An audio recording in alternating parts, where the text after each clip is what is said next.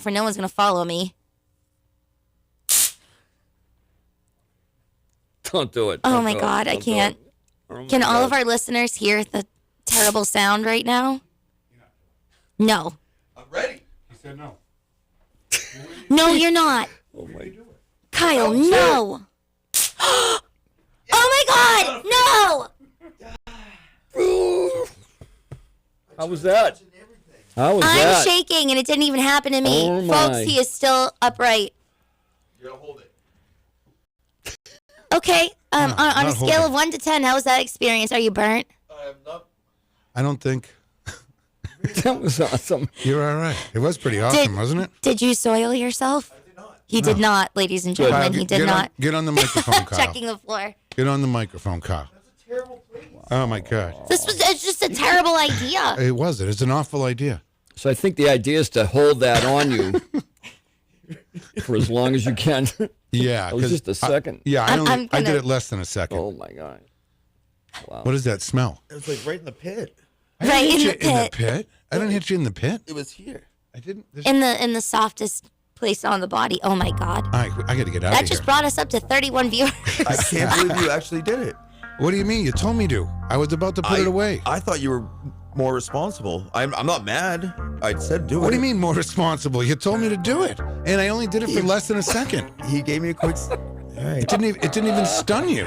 Look at that, folks. Live music and Guys are live funny. tasing here on the morning show. All right. 95.3. I got to thank Carol Robidoux this morning. I want to thank Ron for calling in, Gary for calling in, Ozzy for calling in, and Katie and Kirkmaster Chorus. That was awesome. Thank you, Peter. Thank you, guys. Thank you so You much. will be Peter. back. You will be back. I will. Thank you. It was a pleasure to Anytime. meet you. And Kyle, I don't know.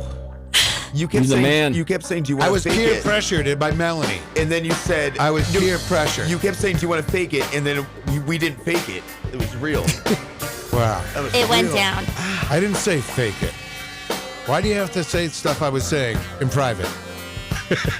Well, you were I didn't want to do it. I didn't want to hurt you. Yeah, but then you wanted to, and you went right. No, I ahead. didn't. I just thought we just did it. I just thought I thought you wanted it. I thought you wanted it. I want the views, Peter. I want the views. Well, we got them. You're welcome, It Dan. smells in here. Burning flesh. So don't follow me. Because I carry that on me at all times and my big knife. Katie Yeah. confirmed it does work. Okay, I got some pepper spray here. Let's try that. Yeah. All right, folks, keep it right here. You got Matt Connarton coming up at 4 p.m. It is Tuesday. Enjoy yourself. Have a great day. Don't get shocked. I don't recommend it. Adios.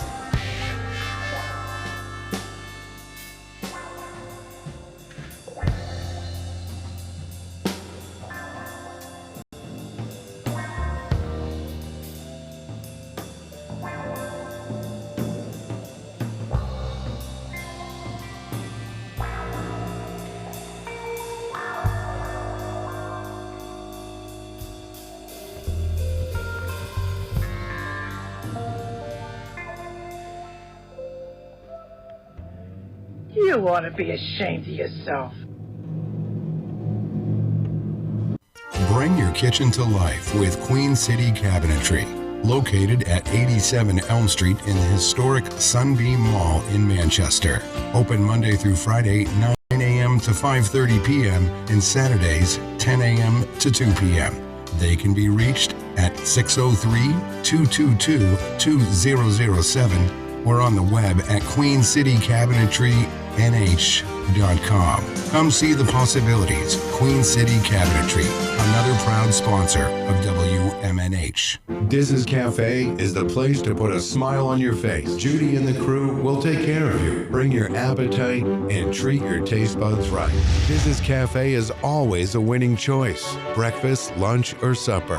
Diz's Cafe at 860 Elm Street in downtown Manchester. Dine in, take out, or make a reservation. Call 603-606-2532. Eat, drink, and be happy. Diz's Cafe. Behold, world, the harmony of airwaves, as you immerse yourself in the captivating frequencies of WMNHLP, the sonic heartbeat of Manchester, transcending through the ether at 95.3 megahertz frequency modulation. Our transmissions emanate from the zenith of 1000 Elm Street. Venture into the heart of our creative realm at 119 Canal Street, where innovation and sound collide. Dispatch your missives to WMNH953@gmail.com or traverse the virtual corridors of WMNHradio.org. We bear the imprimatur of Manchester Public Television Service in the venerable city of Manchester, New Hampshire, USA. Enrich your auditory journey with the depth of our licensed resonance. Engage with our sonic vibrations by communing with us through the digital channels. Your radio beckons, eager to enthrall you with its mesmerizing cadence and envelop you in a symphony of boundless auditory wonder.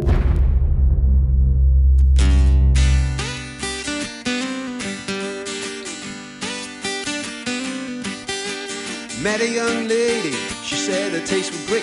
She walked the streets of London, pleasure she would see. She made the boys so happy, left them with a smile. She earned the most money in the King's Square Mile. Well, I met her in a dollhouse, hair was pink and green. The coal across her eyes was the best I've ever seen. Took her to a restaurant, her nails were painted black. Before the night was through, well, I was under attack. She gone round, she gone back, she gone blonde, she gone black. She gone round, she gone back, she gone blonde, she gone black. Said you might not be a sinner and I'm sure you ain't no saint. It was written in the stars, I'm eating it was fate. She said, I'm sorry honey, I don't know what you mean. She said, give me a whiskey and all the drugs I need.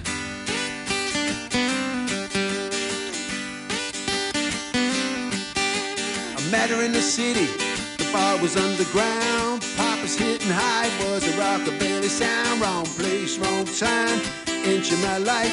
She gone 5 minutes and you showed me a knife. Took off running, I got myself behind. Well, I could see the cat, but you'd have to be blind. Told me pretty straight that you didn't like my tone. Ain't no problem, cause the cat came home. She gone round, she gone back, she gone blonde, she gone black. She gone round, she gone back, she gone blonde, she gone black. Said you might not be a sinner, but I'm sure you ain't no saint. It was written in the stars, I'm eating it was fate. Said, I'm sorry honey, I don't know what you mean. She said, give me a whiskey and all the drugs I need.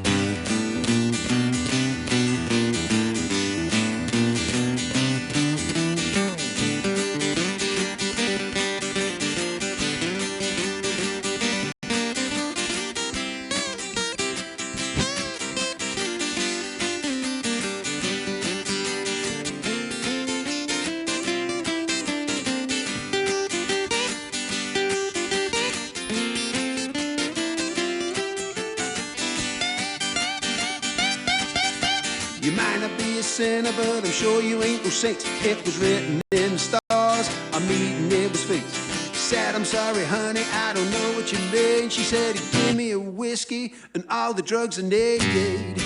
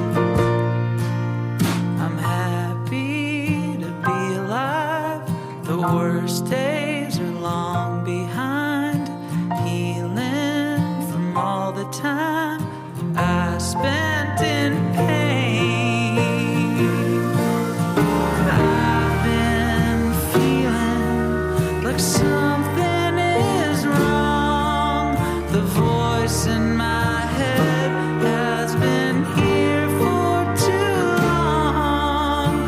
One day I will get to live life again.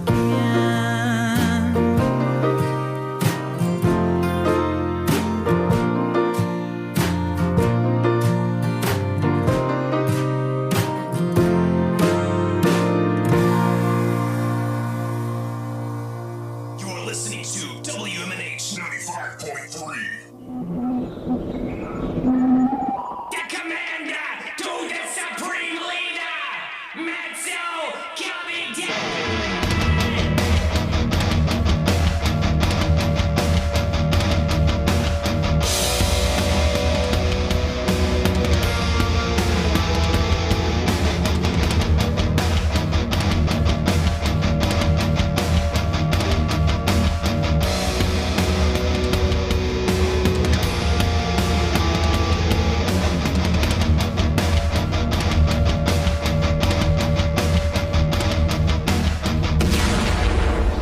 Good morning, everybody. Here we go. It is that time again. Matt Connarton Unleashed, and we are live from the studios of WMNH 95.3 FM in glorious but very cold Manchester, New Hampshire. Of course, it's also streaming online. You can go to WMNHradio.org or my website, mattconnerton.com/live for all your live streaming options. Today is Saturday, January 25, 2025. I'm not alone.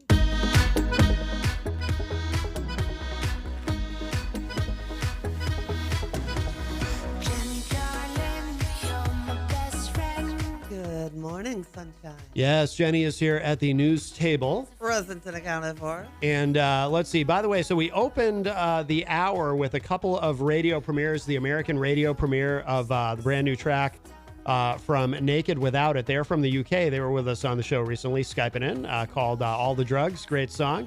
And then our new friend from Seattle, Mike Frazier, we opened with the world radio premiere of his new song called April Days. And he is going to be with us. I think he's going to be possibly in studio with us when he's on tour in a few months, if I'm not mistaken. But right now this is we're gonna have a lot of fun. I'm really looking forward to this. We've got actually here. I'm gonna change over the music. Just gonna fade out your theme music there, Jenny. Okie dokie. I'm gonna play a little something else, and this isn't as smooth as I wanted it to be. Hang on.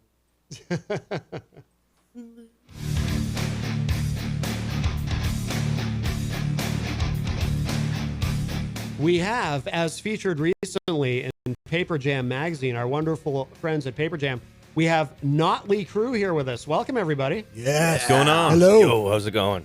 Let's see. I'm gonna make sure I got those mics over there for the backup singers. Actually, let's do this. So, of course, if you haven't figured it out, NOTley Crue is a Motley Crue tribute band. And let's start in the corner here. I'd like to have everybody introduce yourselves. Although I got to tell you, and I said it off air, but you look, I got to put the camera on you. You look so much like Eric Carr. And my favorite band is Kiss, as someone else in the room is well aware of. So it's freaking me out. But you are not Eric Carr. But go ahead and introduce yourself. Hey, how's it going? This is Tony Lee over here. I'm the drummer of NOTley Crue. Tony Lee, all right. And you, sir, you're also very familiar. But Chris Neal, vocals. Chris Neal, very good. Yeah, Yes. Kenny Six on the bass over here. And you actually play, I assume. I do all the tracks. Yep, Okay, very good, very good. And I'm Zan Mars, otherwise known as Thick Mars. All right, very good, very good. And over here? Oh, I can't hear you for some reason. Oh, go ahead. Oh, you gotta. Oh, that mic ended up really far away from you.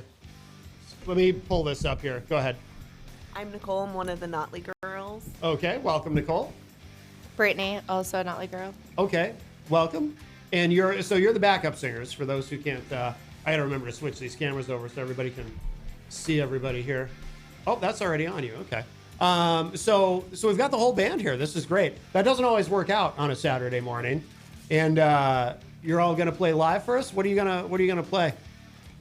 Yeah, we figured we'd do a couple of songs. We'll do some, we'll take you back to 1985. We figured we'd do Home Sweet Home. Everybody knows that one. Oh, yes. And then we're going to go back to 1981, do something off the first album, a song called Starry Eyes. Okay. All right. Yeah, you want to play something for us now, and then we'll talk for a bit? Sure. Which one you want to do first, guys? Down here, you play. Okay, here we go. We're doing Home Sweet Home first. Home Sweet Home. All right, wonderful. A song that I'm quite certain is still played at high school proms to this day. I actually can plug this in. I see a 1/4 inch down there. Oh Do you- yeah. Oh, do you that would want- be fantastic. We can do that. Yeah. Let me mute that whole thing over there for a moment. Yeah. If you want to do that, yeah, you can plug right into that, and then I'll pull this up. I just got to figure out what channel it's on. Here's a cord, there's a cord everywhere. Can you see from there what channel? Can you tell what channel that's plugged into? Yeah. It's in 4? Okay, perfect. Let me turn this back on. Chris, for you, there's headphones over here, and you can probably hear me better. I think it'd be better probably with my ears uncovered. All right. Throw 'em on. I think we. Oh yeah, that sounds good. Yeah, we've got you plugged in. Excellent. So if you're just joining us, NOTley Crue is here with us in the studio. Yeah, that sounds good.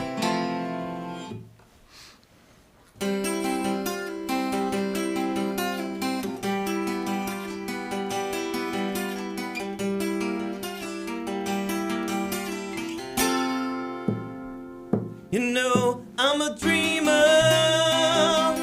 but my heart's a gold, and to run away, so I wouldn't come home low. Just when things went right, doesn't mean they're always wrong. Just take this song, and you'll never feel left all alone.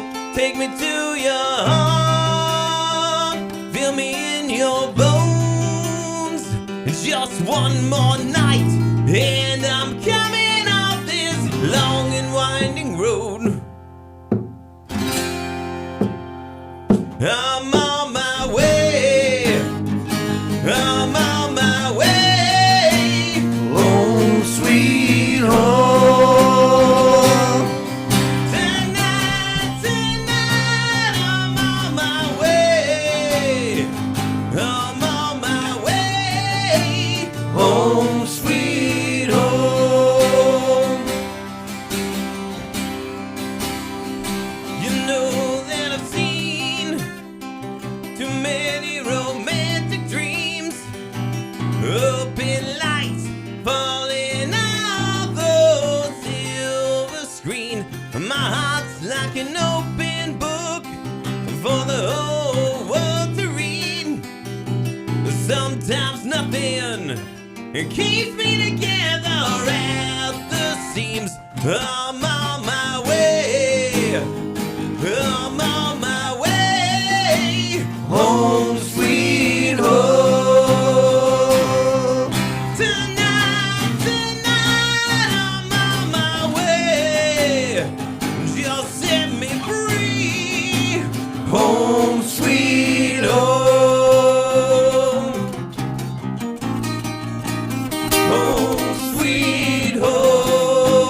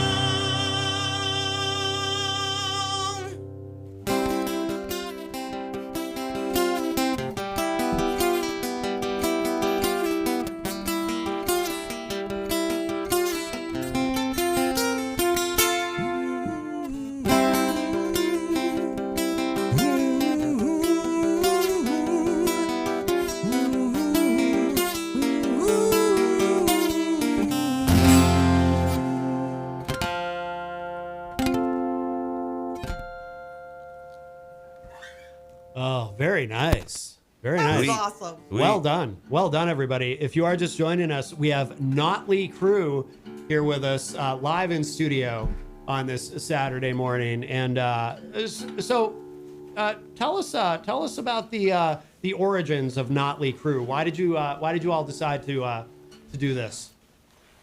So let's see who wants to start. I mean, obviously you're all big Motley Crue fans. Absolutely. I decided to do it because they were already established. They needed a singer, and I grew up on Crue. I love Motley Crue. Yeah. It definitely represents just the raw energy and passion of just good old rock and roll. So Yeah. that's why I'm here. Yeah, Absolutely. I definitely agree with that. It's an explosive kind of music to play. It's tons of fun and always goes over well. Yeah. You even kind of talk like Eric Carr. That's awesome. You gotta freak. Wrong tribute. It's freaking me out. Maybe I got to join a Kiss tribute. Yeah, right. Yeah, exactly.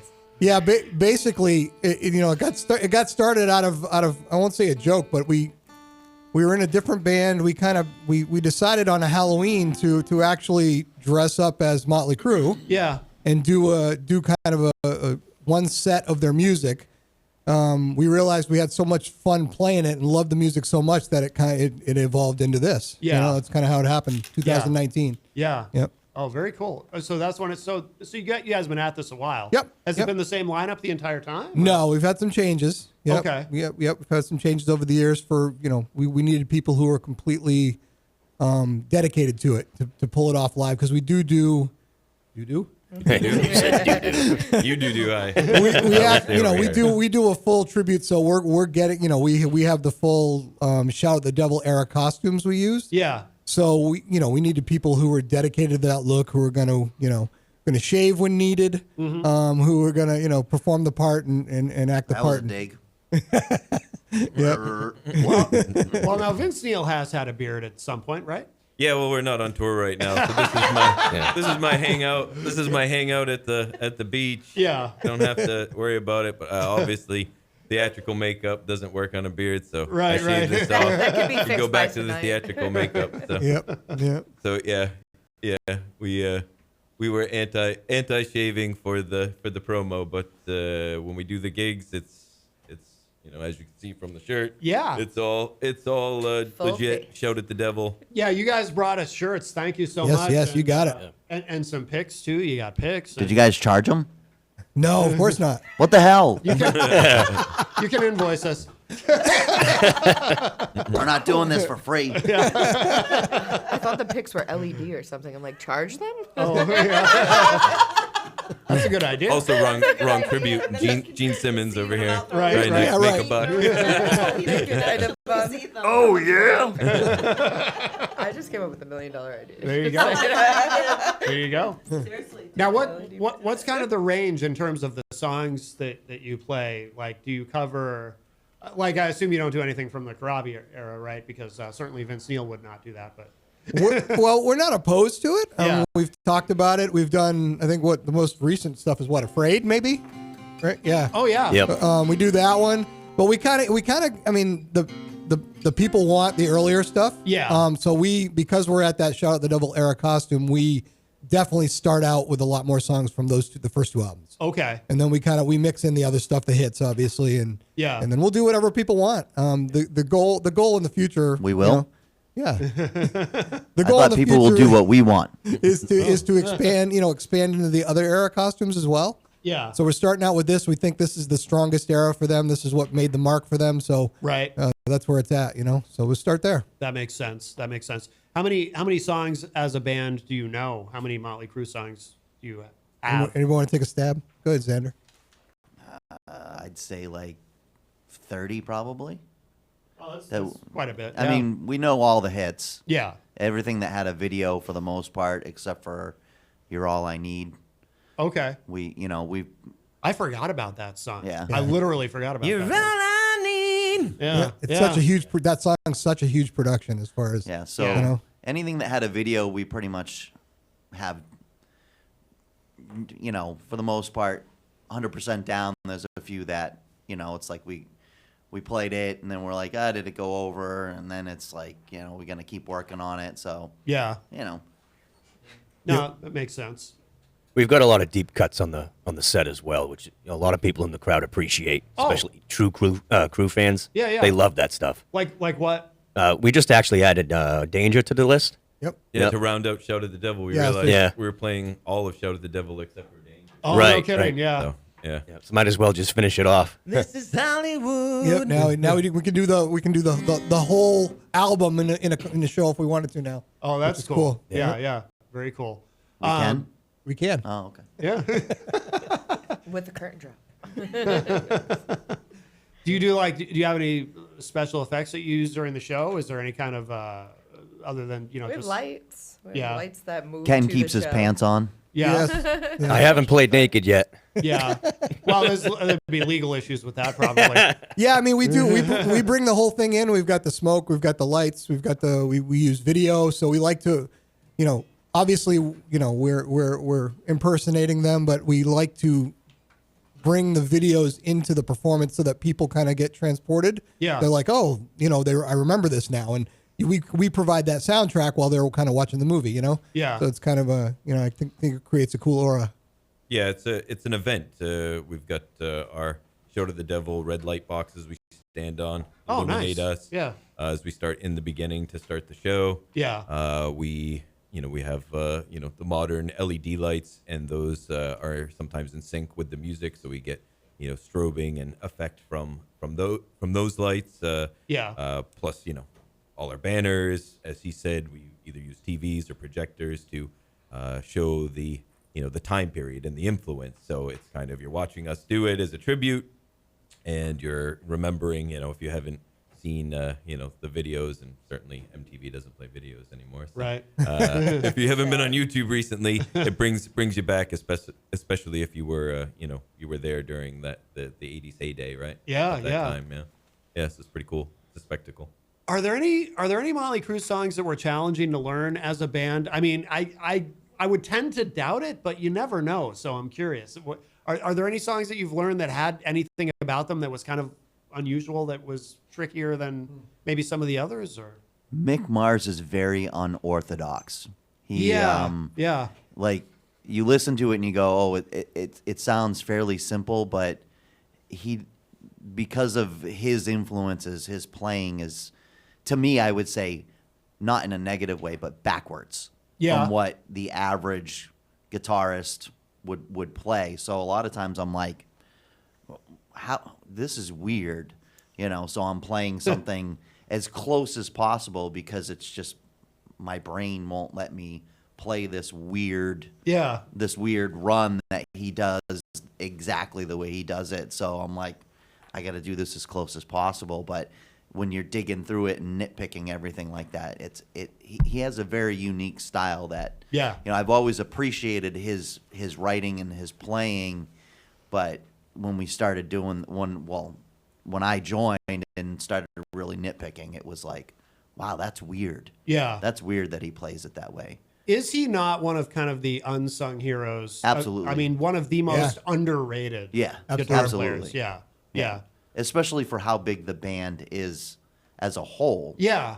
He's not like a Steve Vai or a Eddie Van Halen or, rest in peace. Kind of thing. He's just he's a nasty player. It's like he's got that high overdrive sound. I mean, that's critical to the band, Yeah. Well, like, you look at a song like Home Sweet Home. So personally, even when I was a kid, I never really liked that song very much. Get Out. Except for show's over. Except for the solo. Yeah. The solo is magnificent. Yep. The rest of it, I never liked the way Vince Neil. I like the way you sing it, Chris. But you're you're a better singer than Vince Neil ever was. Yeah, I mean, Vince in his heyday, I mean, it was a character. It's a character voice. It's a very specific sound that he had, and the look and the high energy. He had his moment in the sun. Yeah. Obviously, they're still playing, but to your question, some of the things are, some of those songs, if you don't sing it in character, like Shout at the Devil, Right. Dr. Feelgood, there's no place to breathe. I'm assuming if Nicky wrote those lyrics, he did not write them from the point of view of a singer. 'Cause Right. It's just rambling on, and there's just nowhere to stop. So it's difficult. And you can see it in some of the Crue performances. Vince doesn't try for that stuff anymore. Oh, I know. Yeah. So, yeah. Like, he kind of just talks his way through the songs now. So yeah, I sing. I sing it. Yeah. I want to sing it. I adapt, to that high vocal and that range. Like you sound like him, But I want to belt it out. But from a technical standpoint, you're nailing it, whereas he no longer. Yeah. Like I would argue you're singing it better than he even sang it. Yeah. Well, I back appreciate then. That. Thank you. But you sound like him. You know what I mean? Yeah. Suddenly we all can't fit in the room. Yes. It's expanding. Well, that fits with Vince. Right. Yeah. Yes, you're thinner than he is as well. Yes. That's not hard these days. We can't call you Vince Meal. But I still love him. Right. Still love him. That's a good one. That nickname's already taken by the original. Yeah, that's the challenge too. So see, we have that as a built-in excuse. So if if Chris does hit a wrong note, we can just say, well, he's trying to be authentic. Right. Exactly. Do you want to play another one? Sure. I just need to grab a sip of fluid before. Want water? Yes. Yes. We brought our Jack, but you guys are anti. Right. You're anti us drinking in the studio. Yeah. I didn't sign on for that. Yeah. You can have that on there'll the. be more for later. Yeah, you have it on the tour bus. Not while driving. No, But, we don't drive. Right. We have Exactly. someone do that for us. Exactly. What do you guys? If you are just joining us, NOTley Crue is here with us in studio. What are you guys going to play now? I was thinking Starry Eyes. I was thinking Beethoven's Fifth. We're going to take you back. Ooh, that's take you too back to complicated. 1981. No Beethoven's Fifth. Go for it. Do we have a piano?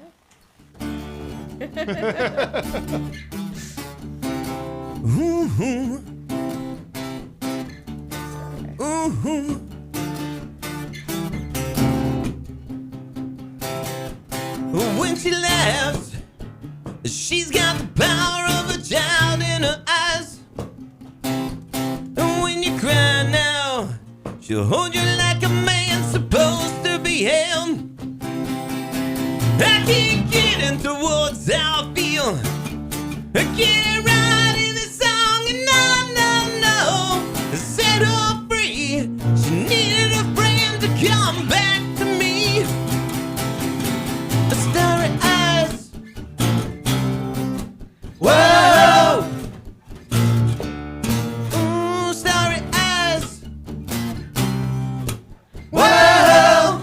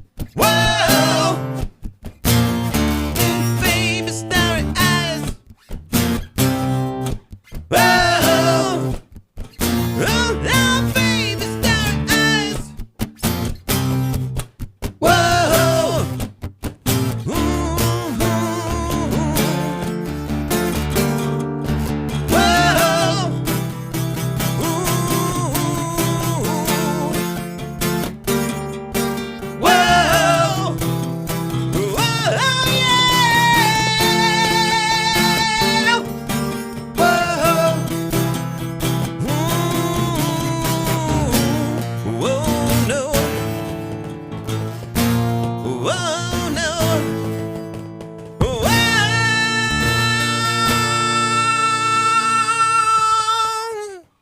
Ooh, story.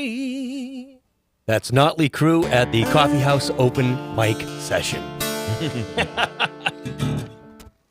Oh my God, that was great. That was awesome. Great job. Thank you. Great job. Yeah, it's a blast.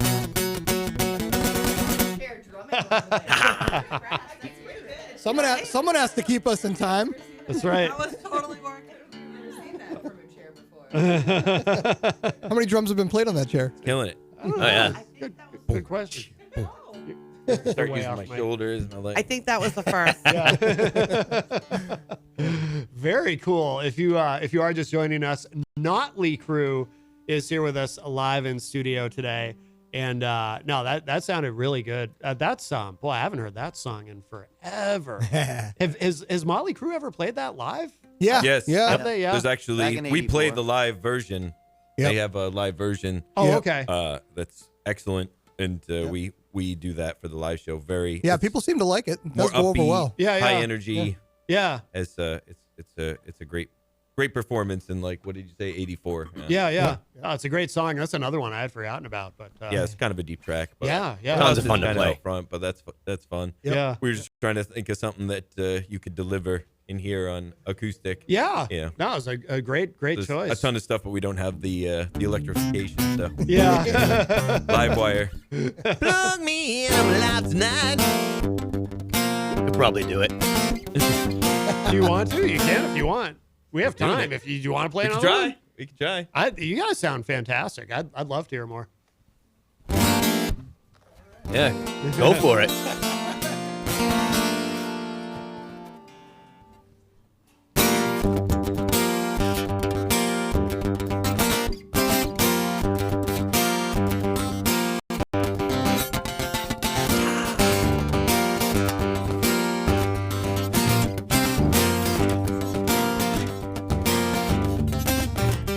Plug me in, I'm alive tonight. Out on the streets again. Turn me on, I'm hot to stop.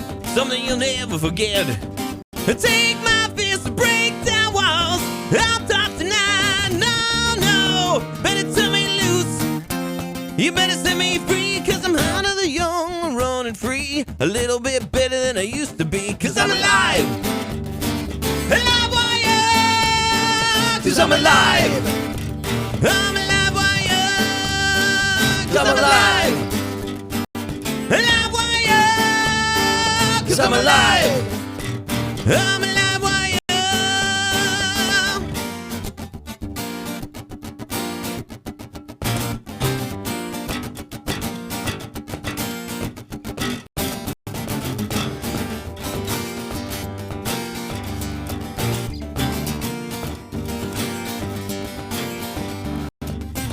I'll either break or face or take down legs, get my ways at will. Go for the throat and never let loose, going in for the kill. Take my fist to break down walls, I'll talk tonight. No, better turn me loose. You better set me free, cause I'm out of the young, running free. A little bit better than I used to be, cause I'm alive. Alive wire. Cause I'm alive. I'm alive wire. I'm alive. Alive wire. I'm alive. I'm alive wire.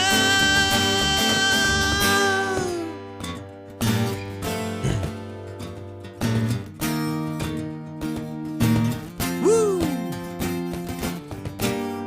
Come on, baby. You gotta play with me. Well, I'm your live wire, yeah. Better lock your doors. I'm on the prowl tonight. Will be mine tonight.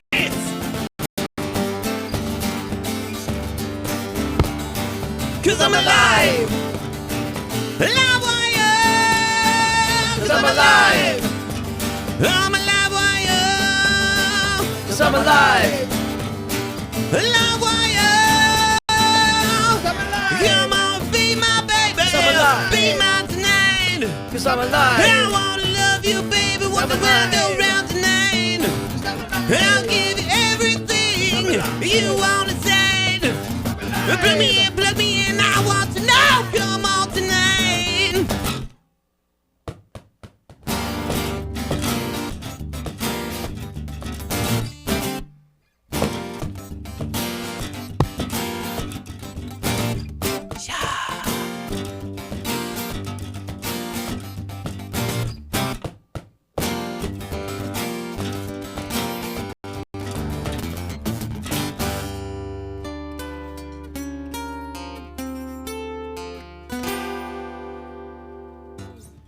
Ah, nice.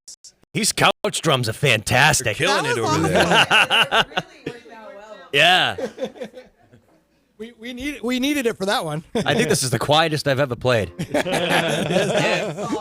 By far. He is definitely Tony Lee on the drumsy. Yeah. He's a hard hitter. Tony Lee on the couch. I'm trying to get it dialed. He's not a soft hitter, so we have that high energy, big thunderous drums. Yeah, yeah. Tommy can be very explosive, so I try to. Not in his pants. Oh my. I try to imitate the way he plays. Wow. He's incredible. Is it hard to play like him? Because he is, I mean, he's another guy who kind of doesn't get his due just because he's in Motley Crue. Yeah. But he is, technically, I mean, he's an incredible drummer. Yeah. He can be pretty technical in a lot of songs. Yeah. There's I wouldn't narrow it down to a particular song, but there's a lot of accents that he does, cymbal chokes, certain fills. You really, when you're learning them, you got to feel them rather than just going into it because they're so particular. Yeah. In a lot of tunes. And the other great thing about our drummer is he can't play to a click either. Oh, really? That's not true. NOTley Crue is here with us live in studio. And so you guys were recently featured in Paper Jam. Yes. Paper Jam magazine, our wonderful friends. And Yes. How did that come about? Did they find you? Did you find them? Or Yeah, I think a little mutual. We were talking. I met Sheila online, and we actually went back and forth a little bit. And she said, "Yeah, you guys should come down and do it." So we said, "Why not?" Yeah. Oh, that's very cool. Yeah, they're amazing. They're doing great things in the scene. And now, so speaking of the scene, like where do you all play? Where does NOTley Crue perform? Like, are there certain places that you go back to on a regular basis? That's a little personal. Yeah. Together, all of you together on stage. That's even more personal. That's even more personal. Yeah. Yes. Yeah. So there's not. I mean, there's a couple of places we've done repeat stuff at. We're looking for the kind of the bigger venue to play in. Yeah. Theaters. The production is so huge, it's tough for people to get the actual, you scale it down, it's not the same. Yeah. So we can do it and the music will still hold up, but it's like we like people to have that whole experience. So we're looking to do like the theater circuit, things like that. Yeah. So we kind of try to reserve it for bigger places. Okay. Okay. And not as much. We don't want to oversaturate. We know there's a lot of bands that go out there and to be gigging every weekend, but we don't want to do that. It's such a, we want to keep it real and keep it new every time, Right. I'm always curious about this too. So with tribute bands, is there anything like legally, like does anybody from Motley Crue? Well, now you're opening up a can of worms. You're putting the word out. What are you talking about? We don't own the rights to anything. Right. Yeah. But you don't hear from anybody, right? Like nobody. No, I think so I'll tell you, Facebook is strange. So the best thing to do in like the social media world, if you label Facebook yourself is strange. Yes. If you label yourself as satire, as a parody, yeah, then you're protected. So I have another friend who's in another Motley Crue tribute band who had a similar thing happen, but we both had our pages taken down in the beginning. Yeah. And that was because in the beginning. That was because we're not labeled as satire. Okay. So now we are, and we haven't had that problem. So we've built a good following. I think we're closing in on 5,000 people. Excellent. Right now. Oh, yeah, that's really good. Yeah. That's really good. And 1,000 of them are actual people, and the other 4,000 is That's not bots. true, Xander. Liar. No, that's great though. No, you guys are doing great. By the way, Paper Jam is in the chat room and says, "Hi, NOTley Crue, great band, great." Sheila and Tony. No. We love you guys. Sorry for coughing. I was sick like back in December, and this cough just lasts for weeks and weeks and weeks. So I'm not sick. I was sick, but The dry weather doesn't help. no. Yeah. Well, that's the Cold, thing. dry Yeah, weather. exactly. That's what it is. I have this dry cough, and every week it's a little bit better. He has this magic thing called a humidifier. He just doesn't actually turn it on. Yeah, you have to put water. Stubborn male. You have to put water into it and Yeah. then turn it on. It's a lot. It's You a have lot to clean do. it every once in a while. It gets moldy. Oh yeah, exactly. Well, the one we have is newish, right? But Brand new. But we I have buy to- a new one every year and throw it out at the end of the season. yeah, yeah, I'm not kidding. I won't keep them. yeah. I worked in an ICU-CCU. Nope. Oh yeah. Bye. Do you guys do you have anything coming up? Do you have some shows booked for 2025? Or? Yeah, we've got a couple of things we're working on. We're branching out to some other states too. We're looking at New York right now. Yeah. A couple of things like that. Putting together some. We want to put together, like I said, some theater shows with 2 or 3 band type shows. Bigger houses. Yeah. Bigger productions. We do have one right now on the calendar for June. Let's see, that's it in Worcester at Ralph's. And we also have something else coming up on potentially at the end of June. Okay. And that's a New York show. We're working on something, trying to work with the Rochester Opera House. So I'm in communications with them right now. So we're hoping to put together something over there also with a couple of the bands. Oh, very cool. Yep. Very cool. Excellent. Excellent. And that Ralph show is a summer. It's an outdoor show, right? Yeah, outdoor. Yeah, it's outdoor. So outdoor. Yep. Oh, that'll be fun. That'll be cool in the summer. Yeah. Absolutely. Absolutely.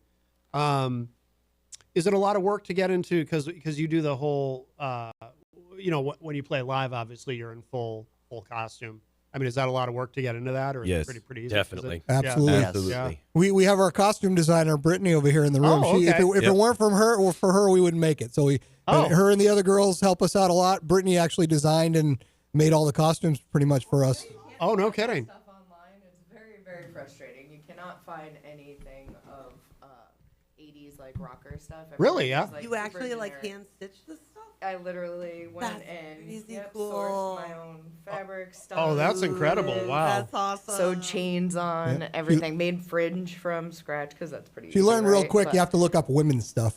Oh, really? Yes, Yeah. yes, they definitely ear What? towards the women's stuff, and then I just took stuff from there and then made modifications to it. Nice. Oh, wow. Okay. Yeah, I just wanted it to look very authentic. so Yeah. that Yeah. Stuff Made does up after not my own heart. exist. She also does all the makeup too. Oh, really? Yeah. Yes.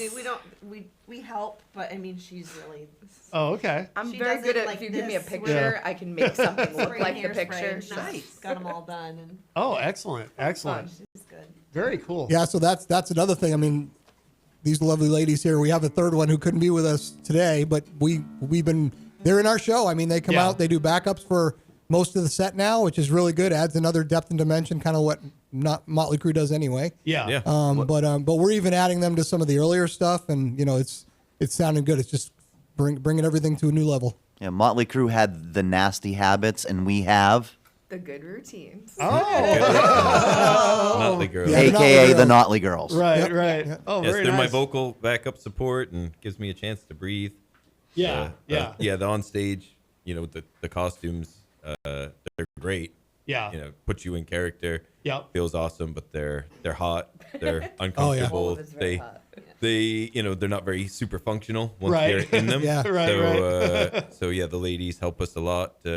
As you said, whether it's hair, makeup, costume design, all the Dressing. ladies are They're helping. not used to having long hair, a face full of makeup, and wearing leather. Right. Yeah. Get used to it. Yeah, I pretty much come out and I say hello to everybody in the band at the beginning of the show, and then I put the wig on, and that's it. I don't see them again until the end of the night Yeah. because I can't see anything. Yeah. By the way, our friend Bruce Heberlin is in the chat room from Legion of Solace. They're a great organization that does a lot of promotion. I don't know if you know those guys, but he said, here's an idea: book all theaters and play Theater of Pain in its entirety. Yeah. Nice. I'm Definitely down with that. Consider Yeah, that. that's Yeah, cool. absolutely. Yeah, Good yeah. idea. Great idea. One of those costumes made. There you go. There you go. Well, guys, it is already approaching the top of the hour, so I want to make sure people know where should they go online to keep up with everything that you're doing, your shows, anything you want them to know. Where should they go?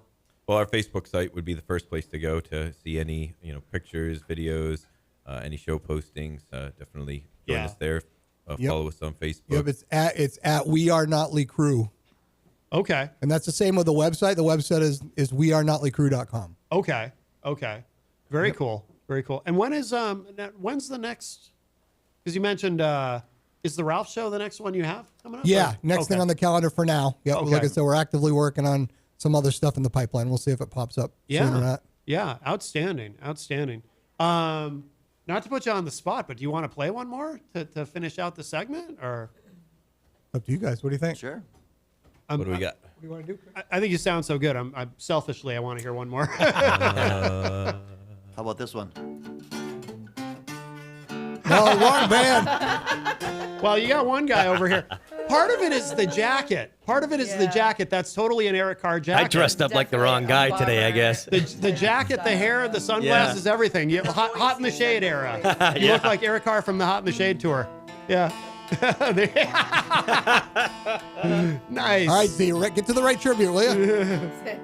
He's like, I got this. Chris could sing that if he knows it. He could definitely sing it. All right, what do you want to do? I don't know what works. Pick What one. works on the acoustic? We'll figure it out. Pick one. Thumbing through. I'm trying to think of what would sound. I did put you guys on the spot. Oh. All right, we can do that. There you go. NOTley Crue.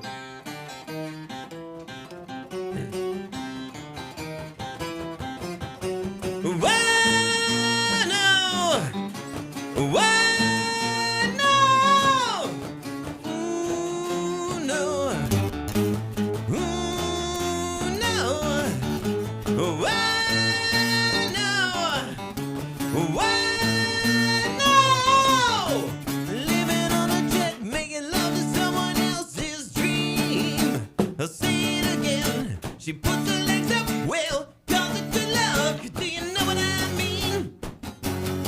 Do you remember?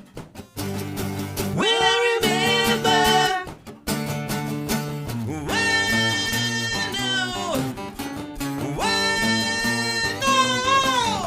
The dream machine is so damn cool. She can turn the nights. The more that she gets, the more that she needs. Do you know what I mean? Do you remember? Well, I remember.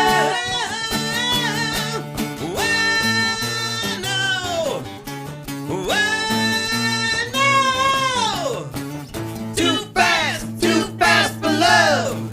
Too fast for love. Too fast for love.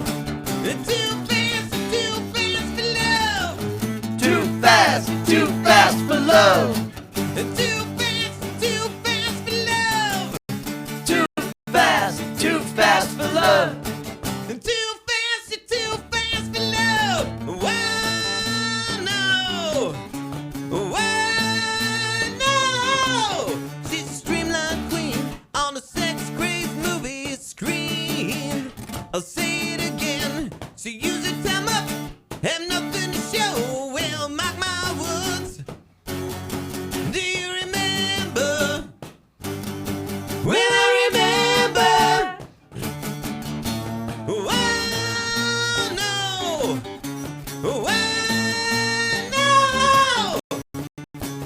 Too fast for love. Too fast for love. Too fast for love. Too fast for love. Too fast for love. Too fast for love. Too fast for love. Too fast for love. Oh baby, my baby. Too fast for love. Too fast for love. My baby, oh baby. Too fast for love. Too fast for love. And too fast, come on over to me. Too fast for love. Too fast, you're too fast for love.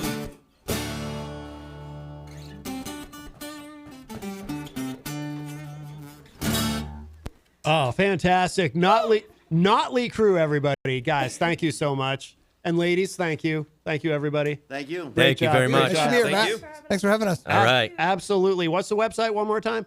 WeAreNotleyCrew.com, and Facebook and Instagram is at WeAreNotleyCrew. Outstanding. And if you are listening live, we've got Mercury Burns first coming up in the second hour. But thanks, guys. And everybody listening live, stick around. Plenty more to come.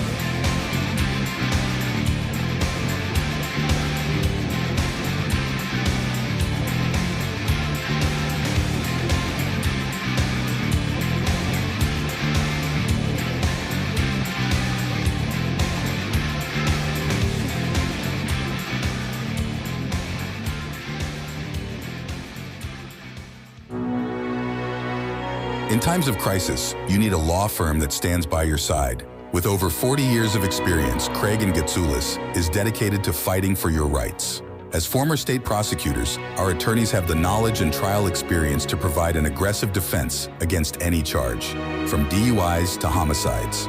If you've been injured, our compassionate team will assess your case and fight for the compensation you deserve. Serving all of New Hampshire, Craig & Getsoulis is here when you need us most. Visit CraigGetZoulis.com for a free consultation. Craig & Getsoulis, your advocates, your allies. Bring your kitchen to life with Queen City Cabinetry, located at 87 Elm Street in the historic Sunbeam Mall in Manchester. Open Monday through Friday, 9 a.m. to 5:30 p.m. and Saturdays, 10 a.m. to 2 p.m.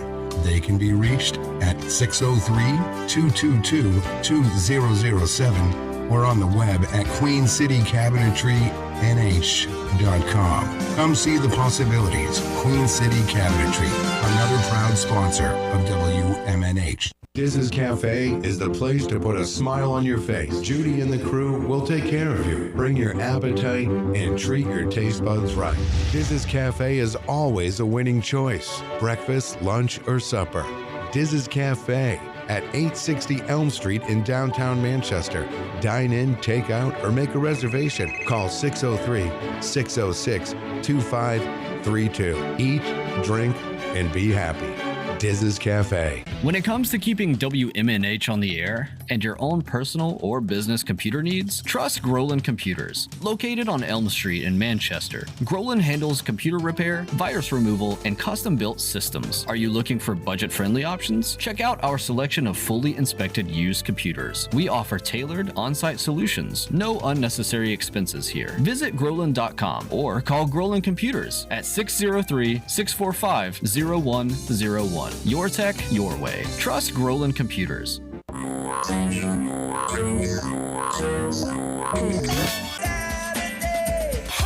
Midnight. 7 times out of 10, we listen to our music at night. Thus spawned the title of this program. Late Night Delight with DJ Midas, right here on WMNH Manchester. You wanna know why? Because I'm on the radio. Saturdays and Sunday nights, midnight to 4 a.m. This hour on WMNH is sponsored by CGI Business Solutions, located at 5 Dartmouth Drive in Auburn. They serve all your business needs, including employee benefits planning, corporate design and business administration, investments and wealth management, and customized business insurance solutions.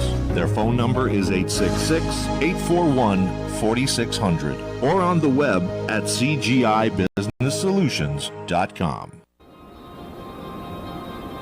Behold the harmony of airwaves as you immerse yourself in the captivating frequencies of WMNH-LP, the sonic heartbeat of Manchester, transcending through the ether at 95.3 megahertz frequency modulation. Our transmissions emanate from the zenith of 1000 Elm Street. Venture into the heart of our creative realm at 119 Canal Street, where innovation and sound collide. We bear the imprimatur of Manchester Public Television Service in the venerable city of Manchester, New Hampshire, USA. Enrich your auditory journey with the depth of our licensed residents. Dispatch your missives to WMNH953@gmail.com or traverse the virtual corridors of WMNHradio.org. Engage with our sonic vibrations by communing with us through the digital channels. Your radio beckons, eager to enthrall you with its mesmerizing cadence and envelop you in a symphony of boundless auditory wonder.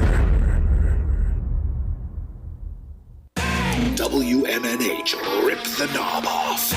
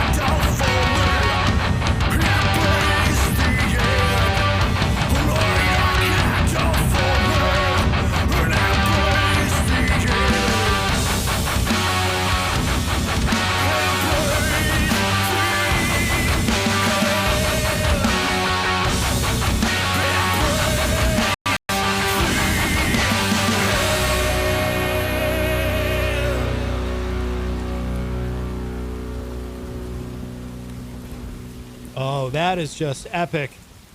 The track is Embrace. The band is Mercury Burns First. They are here with us. We're going to talk to them in just a moment. But welcome, everybody, as we enter hour number 2, numero dos of Matt Connarton Unleashed. And we are live from the studios of WMNH 95.3 FM in glorious, very cold, but glorious Manchester, New Hampshire. Today is Saturday, January 25, 2025. Jenny is here as well, of course, at the news table. Present and accounted for. Yes, yes. And that was a lot of fun having NOTley Crue here with us. Yeah, it was a lot of fun. For the first hour. And right now we have Mercury Burns First. We've got 3 of the guys from Mercury Burns First. One of these guys I know very, very well. But Jay, let's start with you and we'll kind of go through and you can each tell us who you are and what you do in the band.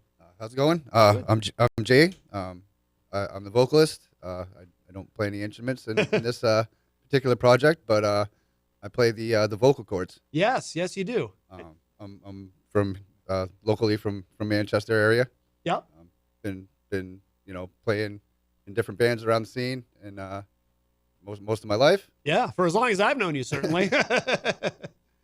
Yeah. And, hopefully this is the one. Yes. I think it is. And you, sir? My name is Dan. Yeah. I play bass in the band. Local from Manchester. Okay. Live right up the street. So yeah, it's a pleasure. Yeah, Nice to meet you. Yeah, thanks for coming. Great to have you here. I'm a fellow bass player, so I feel absolutely natural kinship with you. And you, sir? My name is Adam Grant. I'm the guitar player from Concord. And this project is just kind of conceived from years of just playing music and being in bands.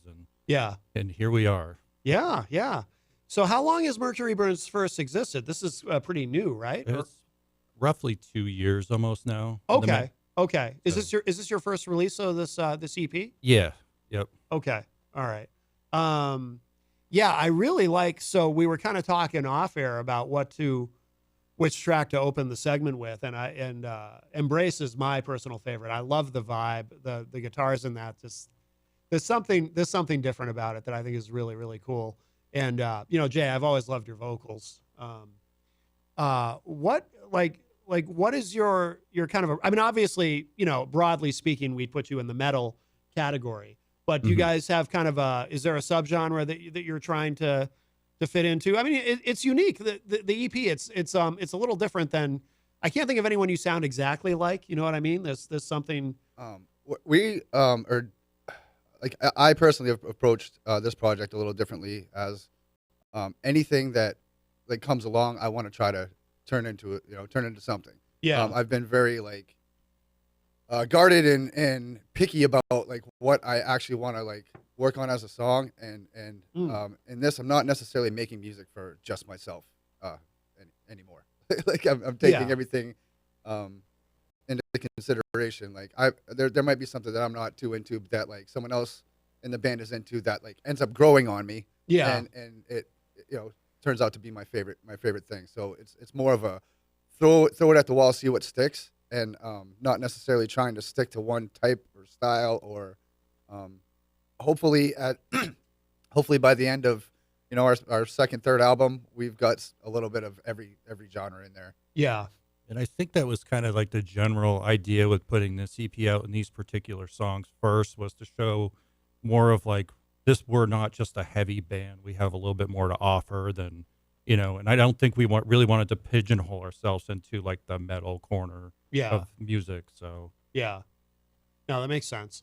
So it sounds like you already have more songs that you're working on, or you're going to be. Yeah. I mean, it's obviously, as we all know, writing's a slow process, but yeah. Especially when you're recording. Yeah. So we've been cramming a lot in the last year, just writing and recording, and just trying to get this ship sailing a little bit. So we've yet to even play our first live show. Oh, no kidding. We've really stuck to working on honing our craft and working on the songs, and at least getting this EP recorded and out there, so we at least have a product to present to people. Right. Where does the name come from, by the way? The name is so cool. Mercury Burns First. So initially, our idea was to do a concept album. Yeah. And it stemmed from that. Like the concept was going to be when in the distant future when the sun kind of expands and swallows up the inner solar system. Yeah. Mercury burns first. Yes. And so that idea came. The idea from the name kind of came from the idea from the album, which we may or may not have abandoned at least for now. I think over the course of our career, we'll probably have that concept album put into the other albums. Yeah. Instead of focusing everything on one story, and again pigeonholing ourselves into like being forced to write a certain thing. Right. We just kind of want to do what comes along naturally when it comes along. Yeah.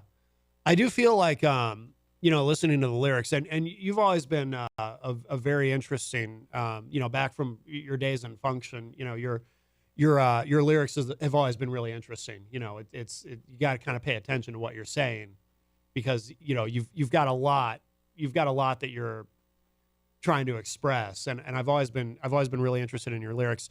The lyrics on some of these tracks is something sort of apocalyptic. So I'm not surprised. Yeah, so it comes from that, of that. We started out as it was all going to kind of be about that. Really, yeah. Yeah. There is that vibe to it, and Embrace is particularly interesting to me because there's a texture to that song that's like, I haven't heard anything quite like this. It's really cool.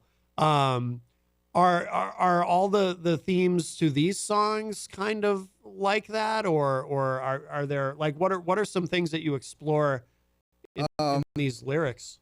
If this was a concept album, it would be very like scattered. They're not in order. You know what I mean? Yeah. So they're very far apart in the story. Yeah. But they probably would fit into it. Yeah. But they're not necessarily purposely. We just wanted to give the broadest spectrum of like what we sound like. Yeah. And then so when you do, so you haven't played out yet, but do you have anything planned? Yeah, or? we have a couple shows lined up with the Big Sun and Adam McGrath. One of our shows also features the Forest Forgets. Oh, we had them on the show. They're amazing. Yeah. Our first show is February 22nd at the Gateway in Lawrence, Massachusetts. That's with the Big Sun and Adam McGrath. Cool. Doors are at 7. It's $10 a person. 21 plus. Just tickets at the door. We don't have any tickets on sale for that. Yeah. The next show is March 18th. March 18th. Middle East upstairs. Oh, nice. Yeah. Excellent. Good. That you can get tickets for on the Middle East website. We got links to it on our Facebook. Kind of posted it all over the place right now. So yeah. You can buy tickets ahead of time. They're I think they're it's 14. It's 12 in advance. Yeah. Okay. Now you're going to be playing the whole EP, all 5 tracks. Yes. And then some. And then some. Yeah. So you've got other. Do you guys are you guys going to be doing any covers, or are you just sticking to originals, or? There's a possibility of covers. We're trying to fill up our time slot, which is going to be pretty close. So you might get surprised with a couple covers in there. Yeah, that's cool. Now, so Jay, obviously I know some of your musical history. But you've been in bands between, because for people who don't know, I mean, we're going back like 20 years. Function, of course. And then, but you've had other projects between that one and this one, correct? Yeah, I've been in some smaller, like cover bands, and I was in a Christian-based heavy metal band for a little bit called Slate Face. I think I remember that because I'd run into you. I forget where I'd run into you somewhere. Yeah, I think it was probably during a number of years ago, and I think you had told me about that. Yeah. Okay. And I took a little bit of hiatus between then and this, and really just kind of focused on what I want out of I really think this is probably going to be my magnum opus. What I really put everything into. Anything I've been holding back, it's time. I'm not getting any younger. Yeah. So I just really I think all of us are putting everything we have into this all our eggs in this basket. Yeah.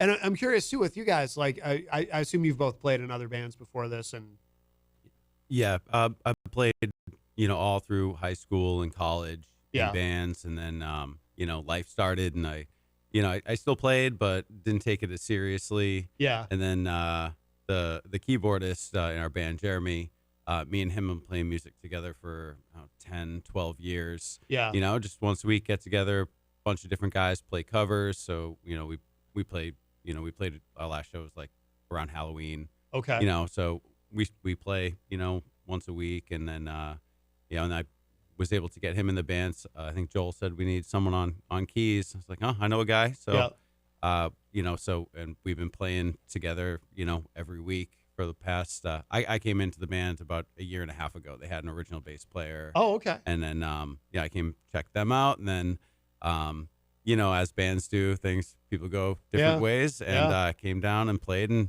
thankfully, like, hey, you have fun? I'm like, sure did. Yeah. Show up next week. Yeah. Cool. Yeah. And it's great, especially we're getting up there in age, and to be able to work our schedules out so that we can actually get together and do something that we really enjoy and are building something towards. It's so much fun. I really hope this goes places for us. Yeah. Yeah. No, I think you're onto something great. And how about you? So for me, I mean, basically the whole music thing started out as a angsty teen playing hardcore and punk music. Yeah. Locally here in a band called Strike 3. I remember Strike 3. Yeah. Wow. They were like when we were in high school, like they were like the first kind of people that I knew that were ever in it. So like they're partially Yeah, so myself part reason why I'm a musician. Oh wow. Because like I went to their shows and like saw that, hey, these guys that I go to school with are doing this, like why not? Oh, that's cool. Our drummer Joel was also in that band as well. No kidding. So oh wow. We had done all that stuff and been a part of that scene, and I think once you're a part of that scene, like that lifeblood of just being a part of that music and just the energy just never goes away. Like it's always in you. And like, so, I did that and then took a break for a while, obviously, like raised my family and then some years went by, tried to put some stuff together. Yeah. Nothing really came to fruition. Then I'm in a cover band as well, just to keep the fingers moving. Yeah. And then now it was just like one day I just finally went on Facebook and I was like, who wants to play music? Yeah. And Jay responded and, and a couple other people. And this is where we're at. And just kind of like put this together. And like Jay said, this is kind of like, we're all in right now. It's like, let's do this because like you said, we're not getting younger. Right. So, no, I think you're onto something really good though. This, like I said, I listened to the whole EP. I think it's really good.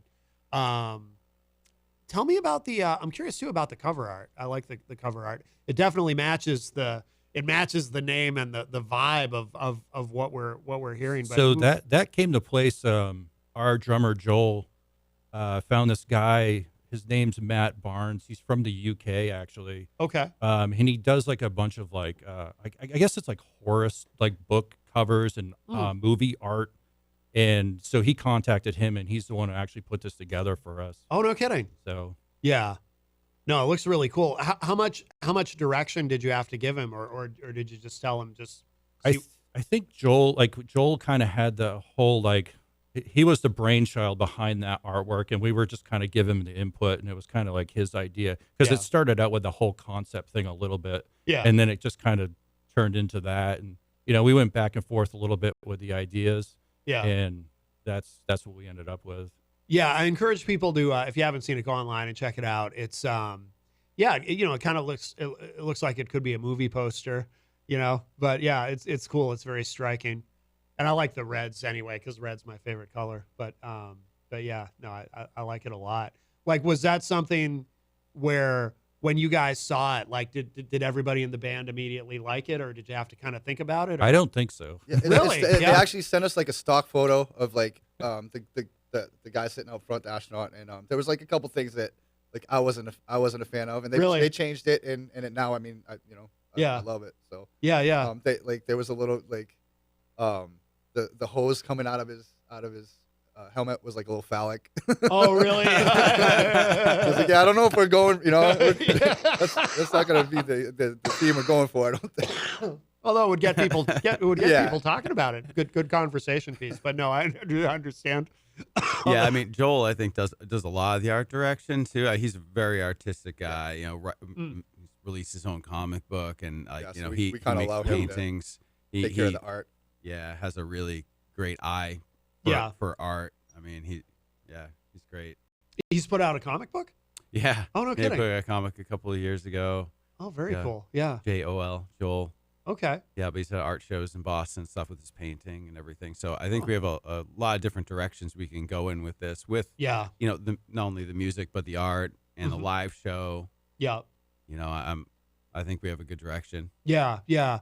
It's good to have, you know, kind of be able to approach it from different aspects and elements, like the art, you know, the artwork would, because not everyone thinks about that. You know, some people don't really put a lot of thought into that part of it, but we live in an era where, you know, with social media and everything, you've really got to, in terms of branding, you know, you've really got to think about all of that, all these different aspects and elements. You know, it's a lot different than it used to be in that sense, you know. So yeah, I think that's really cool. And right now is everything only available on streaming, or are you making physical CDs? So we have CDs already available, which you can get on Bandcamp. Excellent. We have vinyls coming March. Nice. Should be like mid to end of March. Should be arriving for those. Oh, very cool. Yep. Very cool. Expensive though, right? To do vinyl. Yes. I've heard it's very expensive, but no, I think that's great that you're doing that. I'm imagining that artwork on a full vinyl, and that's got to be that's going to look really cool. I assume it's going to be the same image for the vinyl. Yeah, it's the same image. Okay, because I know some people they try to do like a different image for the vinyl to make it like a limited edition thing, but it's like it's already limited edition. It's vinyl, you know. It's gonna be orange vinyl. Yeah. Yeah, it's gonna be really cool. Oh, nice, nice. No, that's awesome. That's awesome. I have a theory that most people who buy new vinyl never actually play it, but they just buy it because if you're really a fan of somebody, it's cool to have. Yeah. You know, like we have we opened the show today with a new track from Mike Frazier. He's a singer-songwriter from Seattle, and we did the world radio premiere of his new song, April Days. But when Jenny and I met him, remember that we met him at the Shaskeen. He was touring, and he gave us a vinyl. He was very excited to give us his vinyl record. And it looked great and everything, and you know the artwork was cool, and it's like, okay, awesome. But then there's that, you know, like I always have that conversation with myself in my mind. Should I tell him I have nothing to play it on, or does it matter, or does he care whether I have something to play it on or not? He wants us to have it. I feel like often in that situation, someone might go out and buy a record player. So like people give vinyl, and like it'll sit for a while, but then you're like, you know what, I want to play this. So you see a little record player sitting at a yard sale, and you know, maybe you'll grab it. Right. Yeah, that's true. We don't even have a CD player at home, really. We have one here at the station. I think I don't know if you guys know Rob Azevedo. He hosts Granite State of Mind, but he actually uses it. But I think he's the only one. What's that? We have one in the car. I forget that it's even there. But yeah, you're right. But I do think though there's a lot of value in physical media, because even if somebody never plays it, if they just want it because they're a fan, you know, people like to have the artwork. They like to look at liner notes and all that kind of stuff. That was kind of our idea behind, you know, getting the physical copies of stuff, because it's like, you know, like the average person's probably going to just stream it, you know, or if they're going to buy the album, they'll buy it on, you know, Spotify or iTunes. Yeah. But you know, the people that know us, already care about us, and like want to have a piece of our art, like, well, you know, they buy the CD and you know, or the album, the record. Yeah, exactly. Yeah. Yeah, because there was a period where, you know, CDs, like nobody was doing CDs, you know. There's still something cool about grabbing a CD. I still have racks of my CDs. Yeah. Grab one and just play it front to back while you're taking a drive, you know? For me, it's like I feel like the EP sounds better in my car on the CD than any other thing I've listened to it on. So like, it's just, there's something about that. Yeah. And I still have a CD player in my car. Yeah. Oh, excellent. Well, we should play another track. I'll let you guys pick. What should we play next? We opened with Embrace. Let's do Deaf and Blind. Deaf and Blind? All right. If you are just joining us on this chilly Saturday morning here, we got Mercury Burns First is with us live in studio. We're part of the band. How many guys are in the band? Is it 5 or 6? Six. Yeah. So what does everybody? Okay, so we know what the three of you do. It's unusual to see a band that large. What do the other 3 guys all do? One's So we have Joel's our drummer. Okay. Max is our other guitar player. Okay. Also my son. Oh, no kidding. It's kind of an interesting story. Oh. And then we have Jeremy. He plays synth and keys. Oh, okay. That must be cool playing with your son in a band. Yeah, it was one of those things like when we were assembling the whole lineup, it was just he came and he had a lot of interest in guitar and it was like, well, that's a no-brainer. Like just come on, let's go. Oh, wow. So, and actually a lot of the guitar work, I said they were the better guitar solos on the record were his, which were Embrace. And the guitar solo on Hindsight was his as well. Oh, no kidding. Yeah, so those all written by him. So. Oh, very cool. Did you teach him or? I would like to say yes, but no. I think the internet had more to do with that than anything else. Yeah. So. It's amazing now. Like with YouTube, you can take lessons right online. Yeah. Yeah. And it's so cool because nowadays it seems like their guitar solos have kind of gone away in a lot of mainstream rock, and I think these are some of the best guitar solos that I've heard in a long time. Yeah, everything's very tasteful and called for, and I agree. Yeah, I agree. Absolutely. All right, let's give this a spin. So this is called Deaf and Blind, and the band is Mercury Burns First.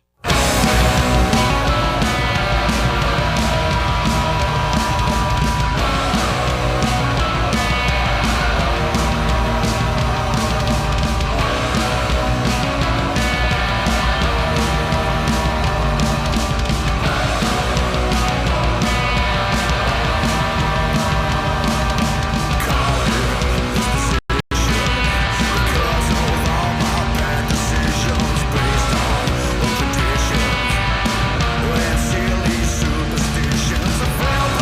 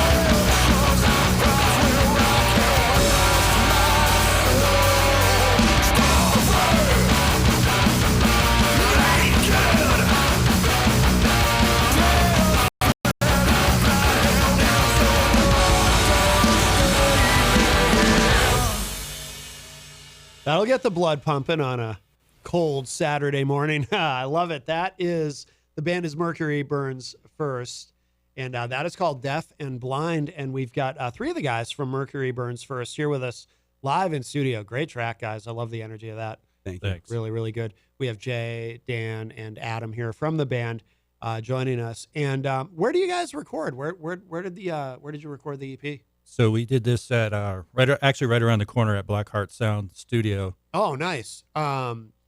We had Eric Sauter on the show. I don't know, it was maybe 6 months ago. It all becomes a blur. But I told him when we had him on, I said, it's great to have you on because your name comes up all the time on the show, because his name does. It comes up all the time. So many of the guests that we've had have recorded with him, and everything that comes out of there sounds amazing. Yeah, he did a really good job, and he actually helped out quite a bit, like just pulling some of the stuff, the loose ends that we didn't have ready to go. So yeah, there are even little parts of like solos that he kind of gave us ideas for that like kind of spiced it up a little bit, and then we ended up loving it. Yeah, it's the stuff that you just don't think about because someone else has got a set of years on it, and you're like, oh, that actually sounds a lot better than I thought it did. Yeah. And we're recording live just in our studio. We just pump it out, and not a whole lot of mastering and stuff like that. So finally, when we're in the studio and perfecting it, and he's picking up on all the little nuances as you're recording track by track, and gave us some good ideas. So it was awesome working with him. Yeah, his name comes up all the time. Even I was at the barber the other day. It's like, oh yeah, I know her. Yeah, absolutely. No, he's remarkable at what he does. He did a great job. Absolutely.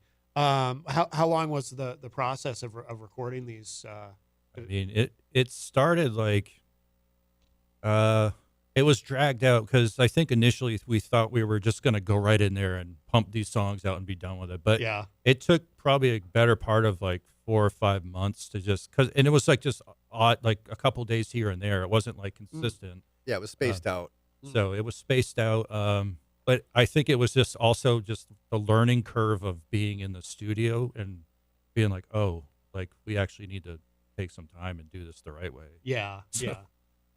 That makes sense though, because like we were talking about earlier, what you're doing here is fairly complex. It's not it's not just 3-chord rock. It's and there's six gears in the machine, so it's exactly. And it really it's been running smoothly pretty much the whole time. There's not a lot of like conflict or anybody stepping on anybody's toes. That's great. It's gone really well. Yeah, because I would think with 6 guys too, you've got 6 different schedules to work with and everything. I mean, I would think it would be challenging, but it sounds like it's been. We finally just downloaded this calendar app where everybody can like put out their blackout dates. There you go. We're finally getting a little organized to know like where. Yeah, I'm finding out how busy Dan is. Right, a lot going on. But I mean, for the most part, though, our regular practices have been pretty much locked down. I think it's just the level of commitment that we're at right now. We're all really committed to doing this, and I think that was the thing. Was like, practices are definite. Everything else we'll figure out. So. Yeah. How do you guys? Are you able to have practices where it's all 6 of you on a regular basis? Normally we can all get there once a week. Yeah. We've always had it up in the air that we can we'll have an optional second practice, which we kind of have never really taken ourselves up on. Yeah. I think now that we have some shows coming up, we'll probably between now and then we'll probably throw an extra practice in here and there to work on the actual the show. Yeah. No, very cool. What went into the when you decided to work with Eric Sauter? What went into that? Like, were you examining various options, or was he the obvious choice right from the beginning? Well, I think initially when we started looking at studios, there's obviously quite a few to choose from between here and Massachusetts, and I mean I had my sights set on a few down in Mass, but it was just a matter. It's the travel time and all that, and it was also trying to find someone that was going to be able to hear what we're doing. Right. Like and I'm sure there's plenty of studios out there that probably could have handled this, but we definitely wanted the insight of somebody who's already done some heavy stuff. Yeah. And that was kind of the where we found Eric. So yeah. And what about the mastering? Did he master this? No. So the mastering was actually done by West Side Music in New York by Alan Dutchess. Okay. Which he's done so many albums and this and that. I was going to say the name is familiar. Yeah, I mean, he's done everybody that's ever been on the radio from what I could see from his portfolio. But it was like one of those things when I was looking at places to have it done, it was like, where did this record get done? Where did that record get done? And then I contacted him, and he was like the nicest guy ever, and it was just, they took care of everything for us, and it was great. Yeah. No, that's excellent. Yeah, it came out really well. Do you plan to, obviously you're already thinking about, or I don't know how far you are in the process of the next. Obviously, you've got more songs, right? So you're already. Yeah, I feel like through this process we've learned a lot. We already kind of like from the beginning. Adam's been recording our live sessions. Yeah. And we've just kind of he's been honing his craft on mixing and that on our just our practices. Yeah. And I feel like if we're gonna do like a full album, we would maybe look to get that done under like maybe a label, someone paying for it. Yeah. Or more likely just releasing singles ourselves. Yeah. It's we live in a time where you've got so many options as far as how you release music. You can put out an EP, you can put out a full album, you can do. I guess now they're calling it the waterfall effect, where you release. Instead of releasing an album and then singles, you release the singles, and then the singles eventually become an album. Yeah. There's so many ways to do it now, and with Spotify and everything. Yeah, because I feel like the songs that we wrote along with the songs that are on the EP kind of fit. They would fit together as like a full length album. Yeah, they're all kind of in the same vein, and like, anybody that comes to see our show will see we work to make it kind of flowing piece. Yeah. No, that makes sense. Has I assume that when the band started, was this kind of what you guys had in mind? Because it's been a couple of years, right, since the band started. Yeah. Working as a promoter and for me in the past, we didn't even have an album until the very end, and we split up once it was. So it was like I wanted to do that the other way around. Like, I wanted to start with something that we could actually like give the people instead of just like the only way you can see us is come see us. Right. So yeah, it was pretty intentional to get the album done before we we weren't really interested in just playing every dive bar every day of the week.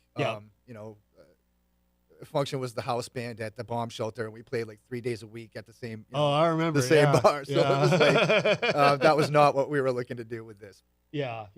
No, I think the way you're approaching it is excellent. You want to play? We can play another one. What should we play? Let's do Hindsight. We'll do Hindsight. Okay. And if you are just joining us, we have Mercury Burns First. 3 of the guys from the band here with us in studio. And let's give this a spin. This is from the EP, the self-titled EP. This is called Hindsight. Whoops.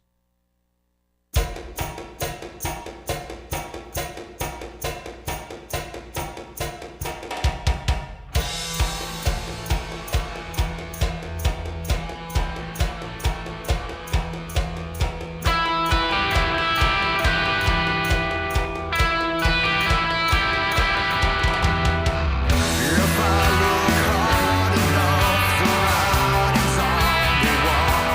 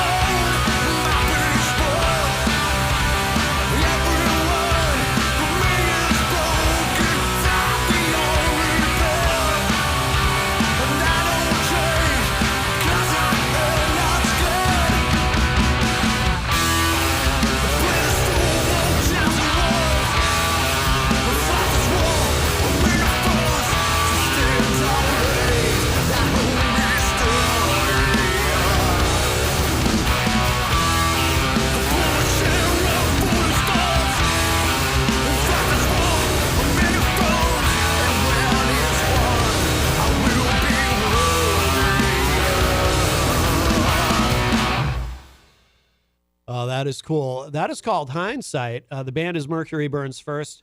We've got 3 of the guys from the band here with us in studio. I was telling these guys off air, I think that would be a very strong radio single. Really, really catchy. It's got a cool vibe to it. But yeah, excellent job, guys. Do you each have your own favorite of these tracks? Do you each have one that really stands out for you? I mean, mine jumps around. Like I feel like I have like a favorite. You know, a different. Like each week is a different favorite. Like mine started out as Embrace. Yeah.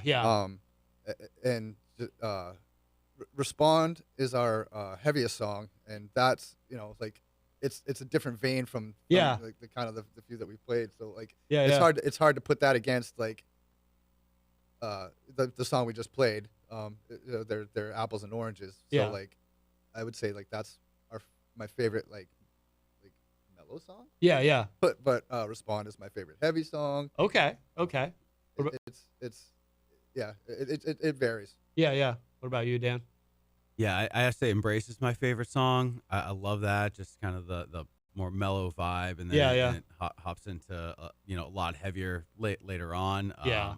From playing, I think Respond is one of my favorites to play. I got a little bass and drum breakdown midway for me and Joel, so that's really fun to play. Yeah. What about you, Adam? I mean, for me, it's basically all of them. I think it's just because we've poured so much energy into them, and just seeing like where they're coming and going, and the overall development of the songs themselves. And especially when you have, like you said, 6 guys in one band, and coming from the concepts of where the song started in GarageBand, because that's usually how we do it. We'll put the arrangement, a quick arrangement together for everyone to listen to. Yeah. And then to see it unfold, that's why it's kind of like, cool, this is great. Like, so I don't have a particular favorite. So. Okay. Yeah, they were all really, we're really proud of each.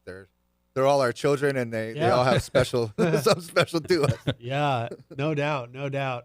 Well, guys, the time goes so fast. I think we'll probably close the segment with Respond, because we were talking about it, and that is a great track. That's the opener of the EP, and it is good and heavy. But what should people know about where to keep up with you online, everything that the band is doing? We're on Instagram. We're on Facebook. We have Bandcamp is where you can get our merch, our CDs, our records, T-shirts. Come out and see us at the Gateway or at the Middle East. The Gateway is February 22nd. Middle East is March 18th. We'd love to see you guys there. Come check it out. Excellent. Check us out. Mercury Burns First on the Google machine. Yes. Yes, it's very Googleable, which is important. We have the albums up on Spotify, iTunes, Pandora, all the streaming services. Yeah, all major streaming. Yeah. Excellent. Yeah. No, you guys got it well covered, and congratulations on the EP and everything that you're doing, and we'll definitely have to have you back in the future. But I think we'll close out the segment with Respond. Again, that's the opener, and very, very strong track, nice and heavy. And of course, if you're listening live on Saturday, we have Iron Jaw coming up in the next hour. Those guys are going to be Skyping in from Texas. But we will close out with this. This is called the segment with this. This is called Respond. It is the opener from Mercury Burns First. And guys, thank you again. This has been great. Thanks so much for having us. Absolutely.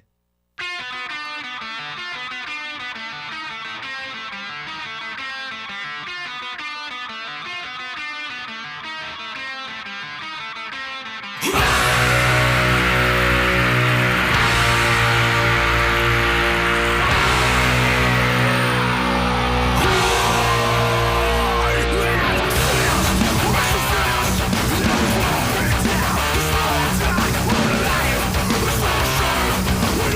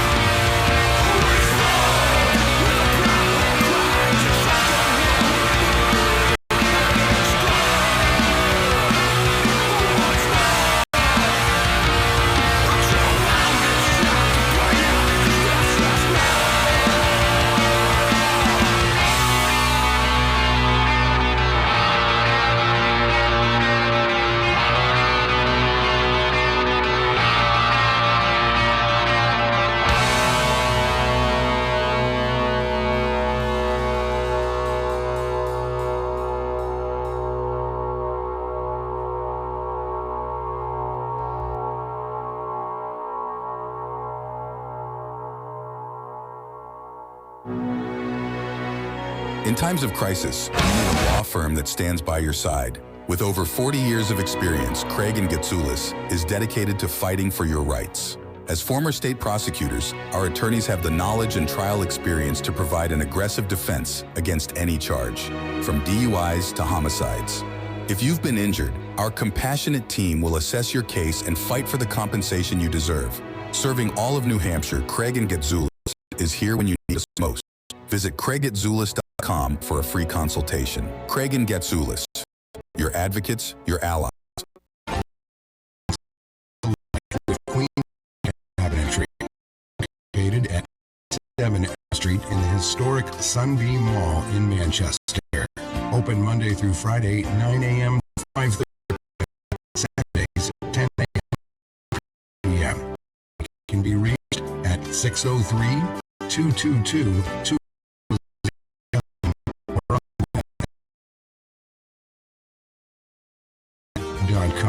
Come see the possibilities. Queen City Cabinetry, another proud sponsor of WMNH. Diz's Cafe is the place to put a smile on your face. Judy and the crew will take care of you. Bring your appetite and treat your taste buds right. Diz's Cafe is always a winning choice. Breakfast, lunch, or supper. Diz's Cafe at 860 Elm Street in downtown Manchester. Dine in, take out, or make a reservation. Call 603-606-2532. Eat, drink, and be happy. Diz's Cafe. When it comes to keeping WMNH on the air and your own personal or business computer needs, trust Groland Computers. Located on Elm Street in Manchester, Groland handles computer repair, virus removal, and custom-built systems. Are you looking for budget-friendly options? Check out our selection of fully inspected used computers. We offer tailored on-site solutions. No unnecessary expenses here. Visit Groland.com or call Groland Computers at 603-645-0101. Your tech, your way. Trust Groland Computers.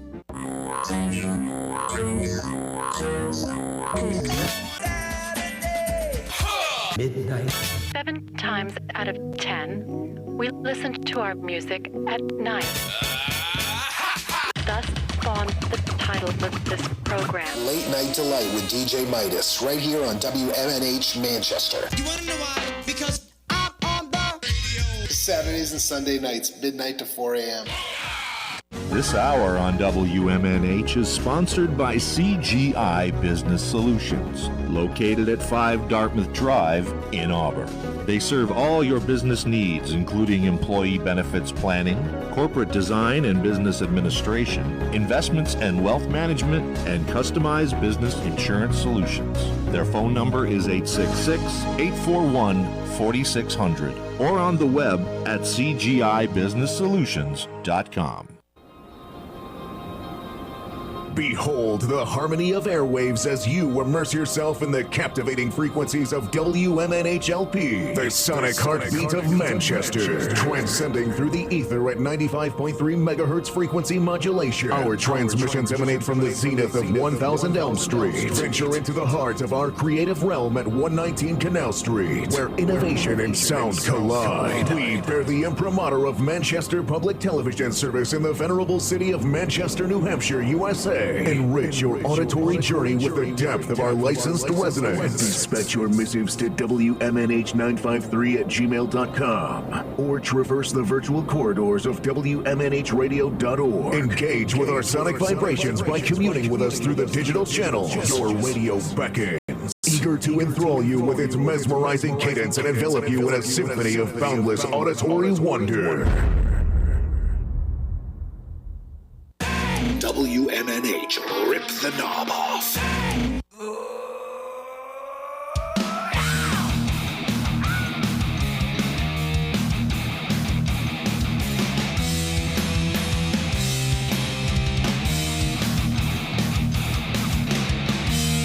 Catch me alone, I'll rattle your bones. Well, I crawl right up to you, can turn that stone.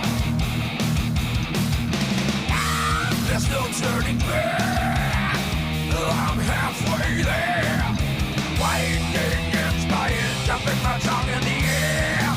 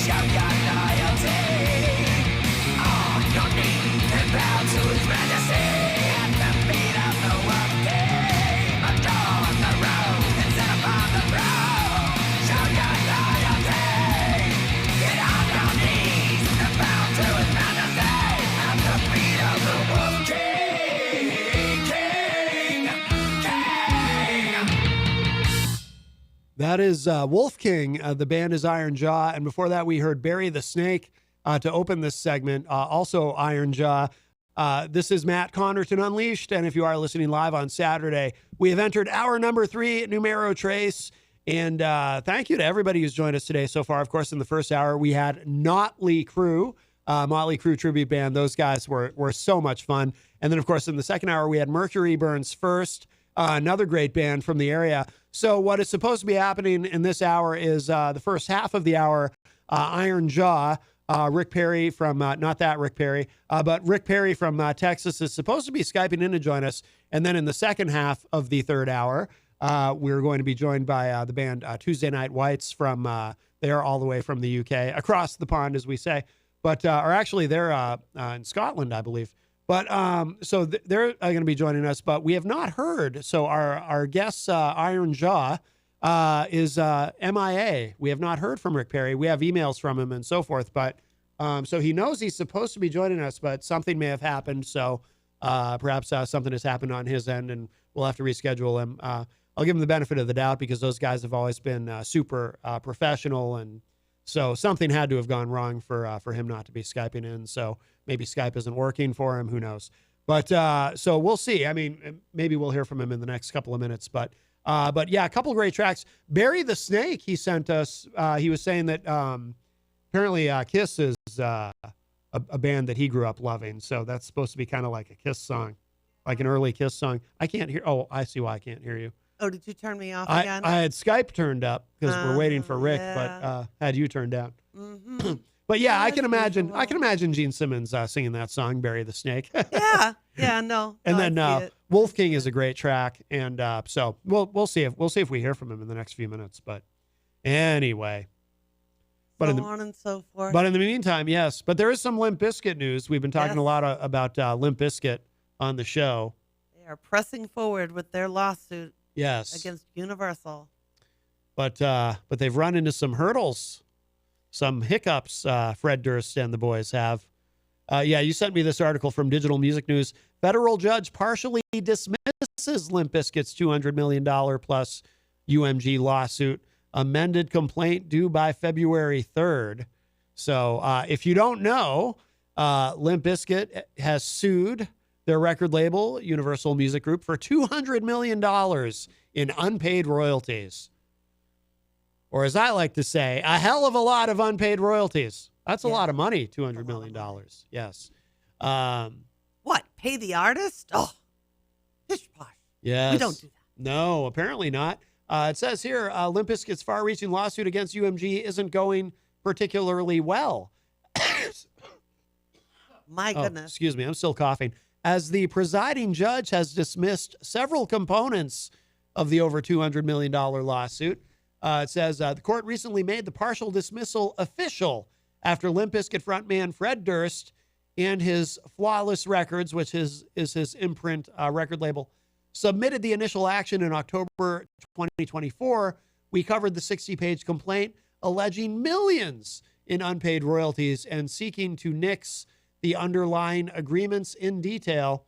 Just to recap, Durst hired a new team in April 2024, and they uncovered millions in allegedly missing royalty payments, as well as purportedly below-board recoupment practices across multiple deals, including an Interscope Flawless JV. By the way, so recoupment, for those who don't know, in the music industry, when a label signs you and they advance you a bunch of money, that's not your money to keep. It's not, congratulations, you're now a millionaire. That money is to pay for various things like recording your album and some other expenses that the label will incur on your behalf in terms of releasing and distributing and promoting your album. And that money has to get recouped. And that, in other words, that money has to be paid back to the label before you receive any royalties. So It's almost like an advance. Well, it is an advance. It's an advance. Yeah, the label is advancing you that money. But it's not supposed to be just for you to spend on whatever you want. Right. Exactly. So there are strings. Yes. But so according to UMG, that money had not been recouped. That advance money had not yet been paid back. So they were saying they didn't owe the band any money. Hard to believe. They sold like 45 million records. I would think that they'd be owed something. But it says here, consequently, owing in part to the timing of the relevant royalty payments, the plaintiffs moved to axe all the agreements in question and assume ownership of the involved recordings. Unsurprisingly, that didn't sit right with Universal Music, which fired back in November 2024 with a firmly worded dismissal motion. In short, the major label said it hadn't violated the terms of the appropriate agreements, which allegedly allowed and do allow for cross-account recoupments. Running with the point, there definitely hadn't been a total failure, quote unquote, on UMG's part to honor the terms of the contracts, including because the multi-million-dollar advances it had coughed up per the company. Speaking of coughing, I can't stop coughing. Cough it up. Ha, ha, ha, ha. It's a dry cough. As a result, Limp Bizkit's push to invalidate the contracts should be rejected per UMG, which therefore moved to dismiss the closely related copyright infringement allegations as well. Such a tangled web. And as initially highlighted, the presiding judge has sided with the defendant label specifically by tossing Limp Bizkit's contract rescission, copyright infringement, and declaratory relief claims. So, this is going poorly for Limp Bizkit. Yeah, that does not sound good at all. No. Sounds like they lost a lot. Yes. But that doesn't mean they won't win with their, their claim that they're owed money. It just, it may not be the amount that they're suing for, but we'll see. But, one of the things that has come up, and there's a YouTuber who I really like, a law tuber named Top Music Attorney. That's the handle she uses on YouTube, who talked about how labels often engage in something called spaghetti accounting, where the accounting practices are so complex that it's difficult to audit them. It's difficult to find out what you're actually owed. And we talked when we talked about this before, how UMG apparently creates a portal that you, as an artist, if you are signed to UMG, you can sign into your portal and see exactly where everything stands financially in terms of what you're owed, financial recoupment, etc. But Limp Bizkit, they were locked out of their portal. They must have lost their password or something. It's such a, what a mess. I'm sure that lockout was intentional. What a mess. But the other thing, too, it's a cautionary tale. You want to make sure when you sign, whether you sign with a major label, whether you sign with any label, make sure you have an entertainment lawyer look at that agreement. Somebody on your side for certain. Yes. Yes. The laws really do cover the industry more than they do the artists. Yes. In a lot of ways. Yes, absolutely. That is, so that's kind of the update with Limp Bizkit. Something else that popped up that I thought was interesting. This is from musicbusinessworldwide.com. 10,000 AI-generated tracks uploaded daily to Deezer. If you're not familiar with Deezer, you can, put files on there. You can put podcasts on there, too. This show ends up on Deezer. I don't even know how it ended up there, but it's on there. You can find Matt Connarton Unleashed on Deezer. Oh, no kidding. I'm not even kidding. I don't know how. I don't know what that is. I really don't. I don't know how it ended up there, but it's fine. I want to be everywhere. Yeah. But not complaining. But it is filed. Deezer has filed 2 patents for a new AI detection tool, so they can detect this AI generated content. I don't know how this is all going to go. How do they do that? Yeah, well, apparently they have the technology. It says here, France-headquartered music streaming service Deezer has launched a new AI detection tool after filing 2 patent applications for the technology in December. On January 24, this just happened yesterday, the company revealed that it has new tech that has already discovered that roughly 10,000 fully AI-generated tracks are being delivered to its platform every day. Wow. Every day. Wow. See, now I'm very much in favor of this software. I want to know if it's a human or not. I really do want to know. Well, apparently so does Deezer. That amounts to about 10% of the daily content delivered to Deezer. Deezer CEO Alexis Lentinier, I probably didn't say that correctly, also said yesterday the company plans to exclude fully AI-generated tracks, quote, from algorithmic and editorial recommendation. Generative AI has the potential to positively impact music creation and consumption, but its use must be guided by responsibility and care in order to safeguard the rights and revenues of artists and songwriters, unquote.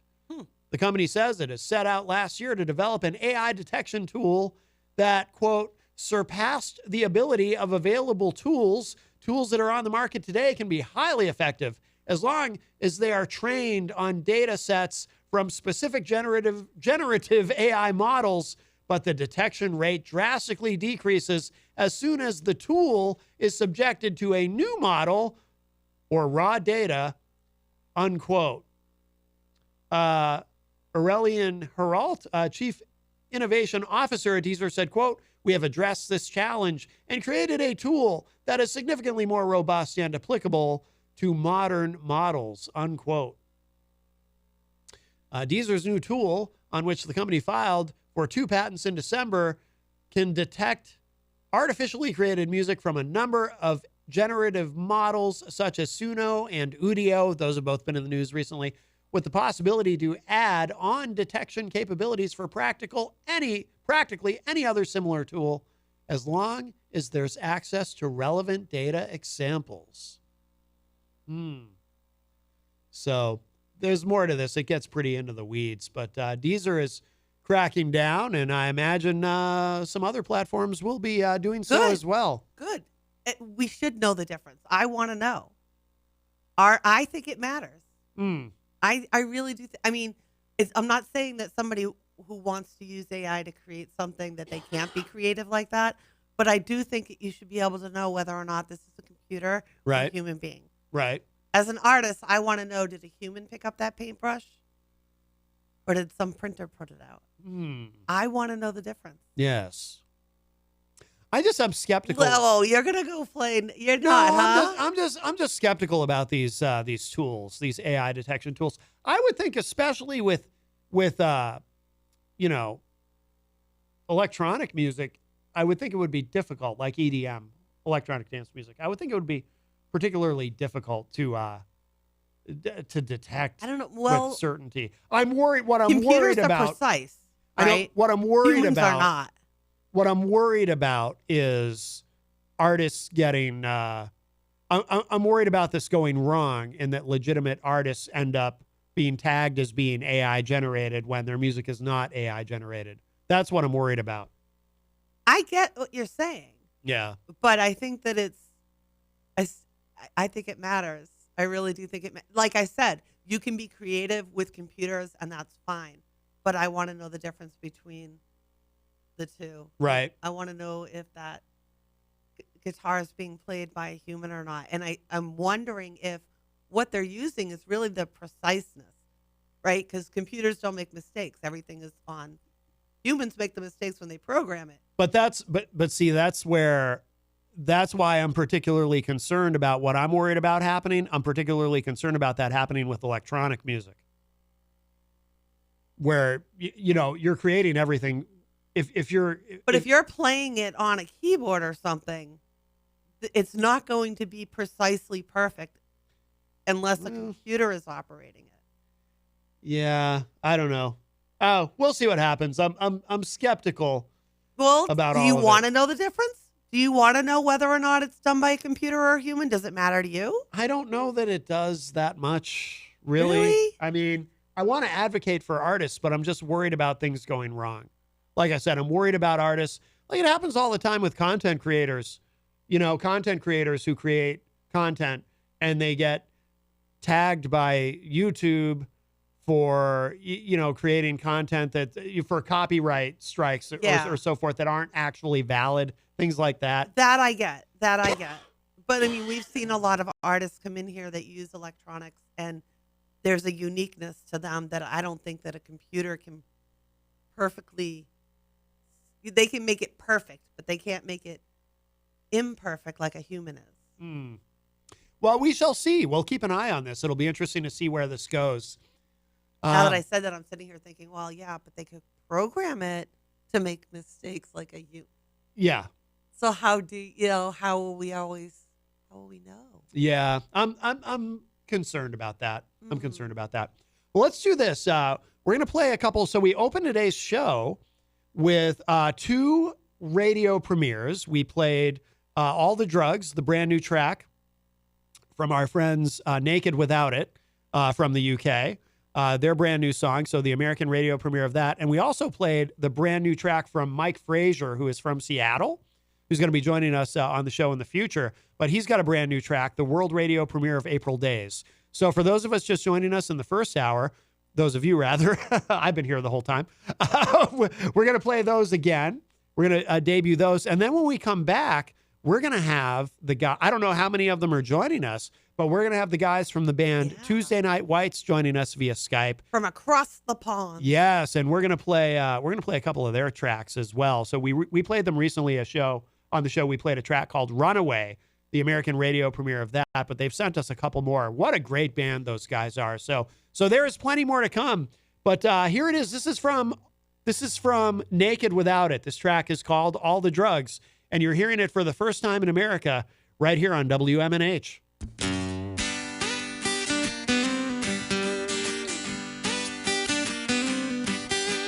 Met a young lady, she said her taste was great. She walked the streets of London, pleasure she would seek. She made the boys so happy, left them with a smile. She earned the most money in the King Square Mile. Well, I met her in a dollhouse, hair was pink and green. The coal across her eyes was the best I've ever seen. Took her to a restaurant, her nails were painted black. Before the night was through, well, I was under attack. She gone round, she gone back, she gone blonde, she gone black. She gone round, she gone back, she gone blonde, she gone black. Said you might not be a sinner, and I'm sure you ain't no saint. It was written in the stars, I'm eating it was fake. She said, I'm sorry, honey, I don't know what you mean. She said, give me a whiskey and all the drugs I need.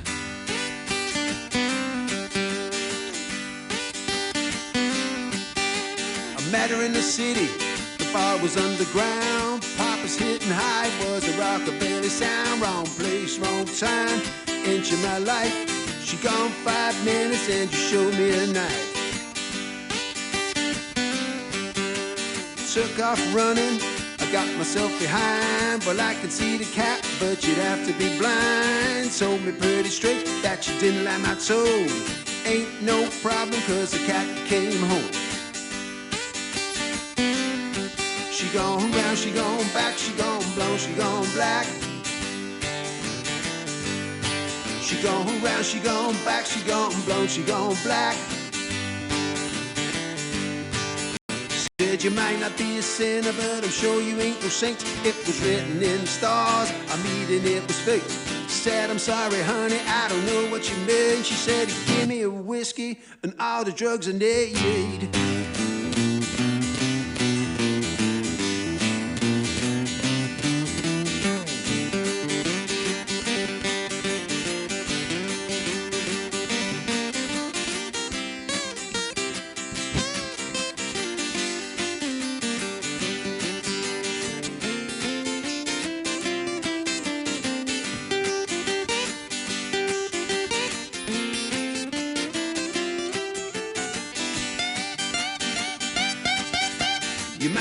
Sinner, but I'm sure you ain't no saint. It was written in the stars, I'm eating it was fate. Said, I'm sorry, honey, I don't know what you mean. She said, give me a whiskey and all the drugs I need.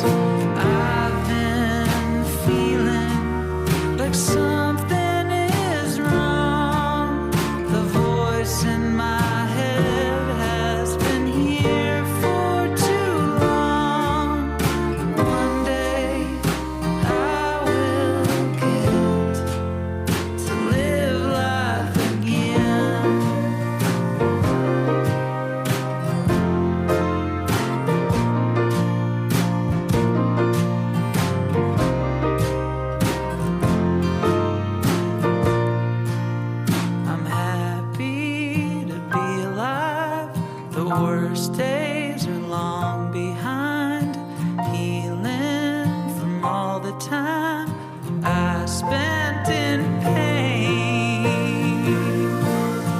I've been feeling like something is wrong. The voice in my head has been here for too long.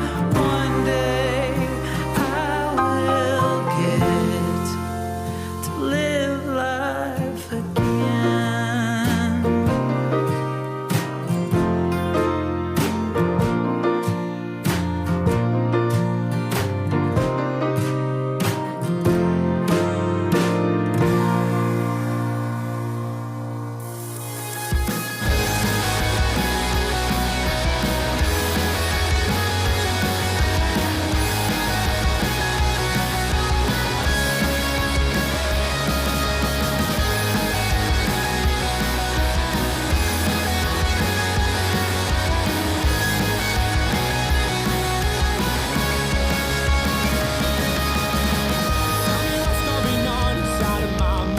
When I can't decide how we should end up tonight. Got high hopes, big dreams, but there's something you said to me, and it's holding me back, yeah. And they say we're hard, live from 9 to 5, but I can't shake the feeling of having one life, no clip wings, so how I wanna fly away. So talk slow and live fast, hold the world to the right. You can't show me a crown and expect my demise, 'cause I'll find a path before compromise. Whoa. And let the records turn. It's starting good as sound.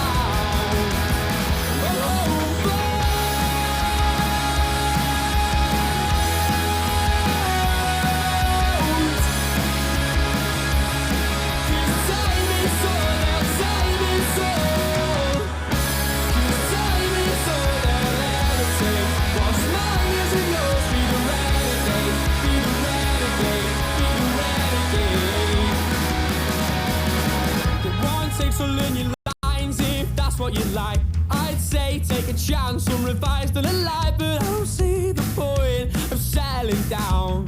No, and be a player in the game, but the rules have to change. Westminster last as the referee flags, but I'll take a red before I stand for that. Whoa. And let the records turn.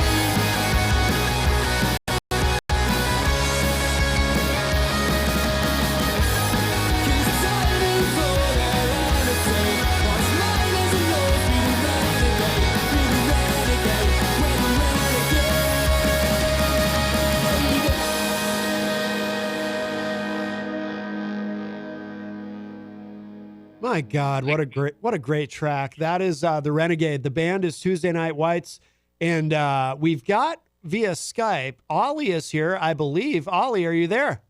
Hi, are you okay? Hey, welcome to the show. How you doing? You all right? Yes. How are you? Very well, thank you. Very well. I've got Jack with me as well from the band. Jack is with you. Hello, welcome. How are we? Hey, guys, I love that song. So we played recently on the show. We did the American radio premiere of 23, which is a great song, and we got a lot of positive response to that here people who listen to the show here, Matt Connarton Unleashed. And so we're excited to have you on. And then I listened to The Renegade, and I think I had emailed back and said, this is just an epic track. It's so good. So I love what you guys are doing. Love that. Thank you. So, no, I really, really appreciate it, giving it its little debut over there. And to play 23, our brand new one as well. No, it really means a lot to us, that. Thank you very much. Yeah, absolutely. No, glad to do it. And we have another track from you, too, that we'll play a little bit later at the end of the segment. But how long have you guys been around? How long has this band existed, Tuesday Night Whites? So, funnily enough, it started off just myself and Jack, probably about maybe 4 or 5 years ago.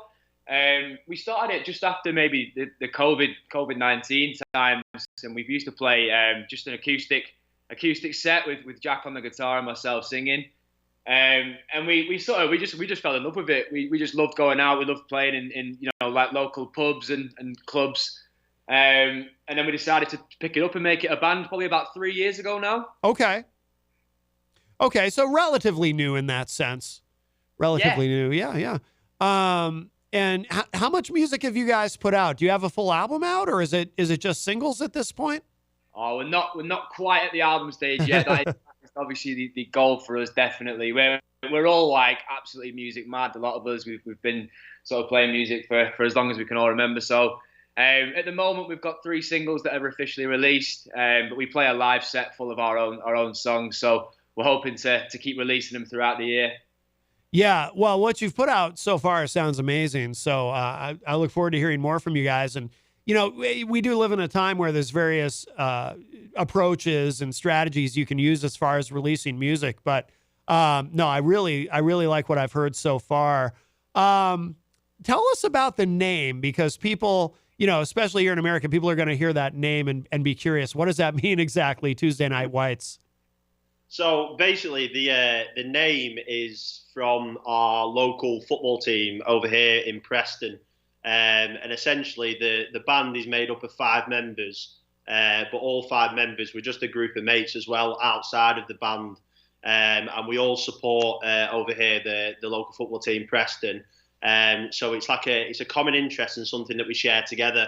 And one of the nicknames of the club, of the football club, is Tuesday Night Whites. So because it's a common interest that we share, it's something that we can all relate to and something that unanimously brings us together. So we thought it's absolutely perfect to use it as the band name. Why is that a nickname for the team? I mean, do they only play on Tuesdays, and do they have white uniforms? Like, I'm just really curious about the name. Yeah, no. So our home kit, our home shirt, is white. The color is white. Yeah. And we usually play on Saturdays, but because there's a lot of fixtures and a lot of games to be played. Quite often there is a lot of games on a Tuesday night as well to fit them all in. Oh, okay. So we all go on the game together. We go to the pub before the game together. So it's just a shared interest that we all have and that we can all relate to. Okay, makes sense. I'm curious too about influences, because the songs that you guys write, there's a real, especially a song like The Renegade, there's a real sophistication there. But it's also very, very catchy. It's so accessible. Kind of reminds me a little bit of Oasis, but only a little bit. I'm curious to hear about what kind of influences go into the band and your music. Yeah, so I mean, like I said previously, we're all like music mad, and we all spend like most of our time either on the football or going to live gigs. And I, like myself personally, since I went when I was like a young kid, I really fell in love with live music. So yeah, I think Oasis is definitely a huge influence on us all. A lot of like Noel Gallagher's solo stuff as well. But then there's a lot more like sort of more modernish bands that are touring nowadays. That, like I said, we'll go on a weekend and we'll sort of like really analyze, the live set and the sound, the lyrics, and we'll sort of take the best bits and see if we can work that into our own stuff. Yeah. Have you guys, are you getting any traction at radio where you are? Because like I said, I mean, these songs are very, very accessible. I can definitely imagine them on the radio. Yeah, I mean, like I said, with our recent release, 23, we had quite a big sort of marketing strategy behind that one.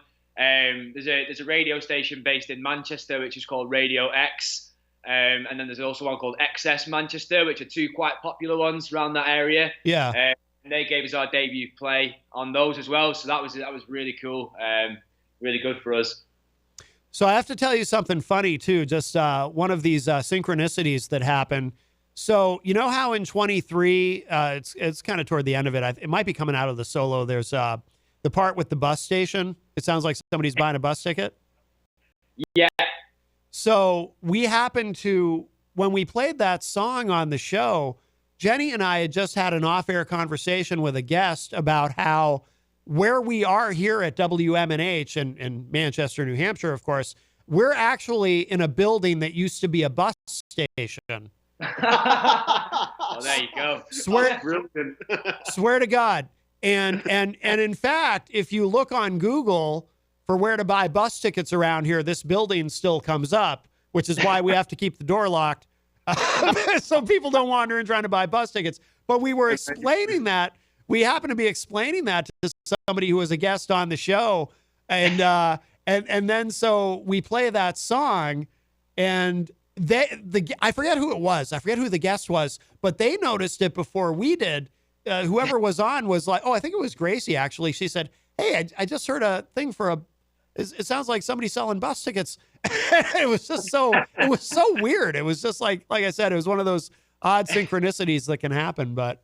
And maybe it was made for that radio station then. Must have been. That may very well be. It may have been fate. It may have been fate. What's the scene there as far as live shows? Are you guys able to play out a lot? Are there a lot of places to play? Yeah, we like I said, we're from Preston. We're all based in Preston, but around the northwest, we're so close to sort of the bigger cities like Manchester and Liverpool, Leeds, Newcastle aren't too far away. So for us, we've had quite a good success in the northwest.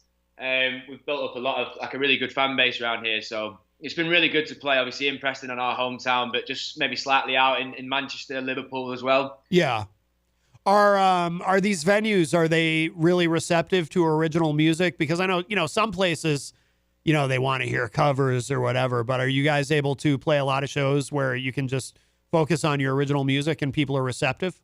Yeah, we started out and I think it's maybe just sort of part of the trade. When you first start out, you do have to sort of go into places where they want a few more covers and stuff, but I think just getting your name out there and getting live experience is obviously fantastic for us. But yeah, and more recently, especially like last year, we were so lucky to get in some really great venues that are literally born and bred music venues, and they love original stuff, they love bands, they love live music. So yeah, it was really good last year to get out there and just play our own stuff, which we love doing. We don't mind a cheeky cover here and there, but no, playing your own stuff, there's nothing beats that at all. Yeah, absolutely. Have you guys made any videos yet? Not full-length music videos, no. Yeah. We tried a little bit for like social media, but if you look into the statistics now, it's all short and sweet videos. So we've done a few of those, but nothing full-length. Yeah, I was just curious because I can imagine, especially a song like 23. I don't know, it just seems like it would really lend itself to some sort of a video, but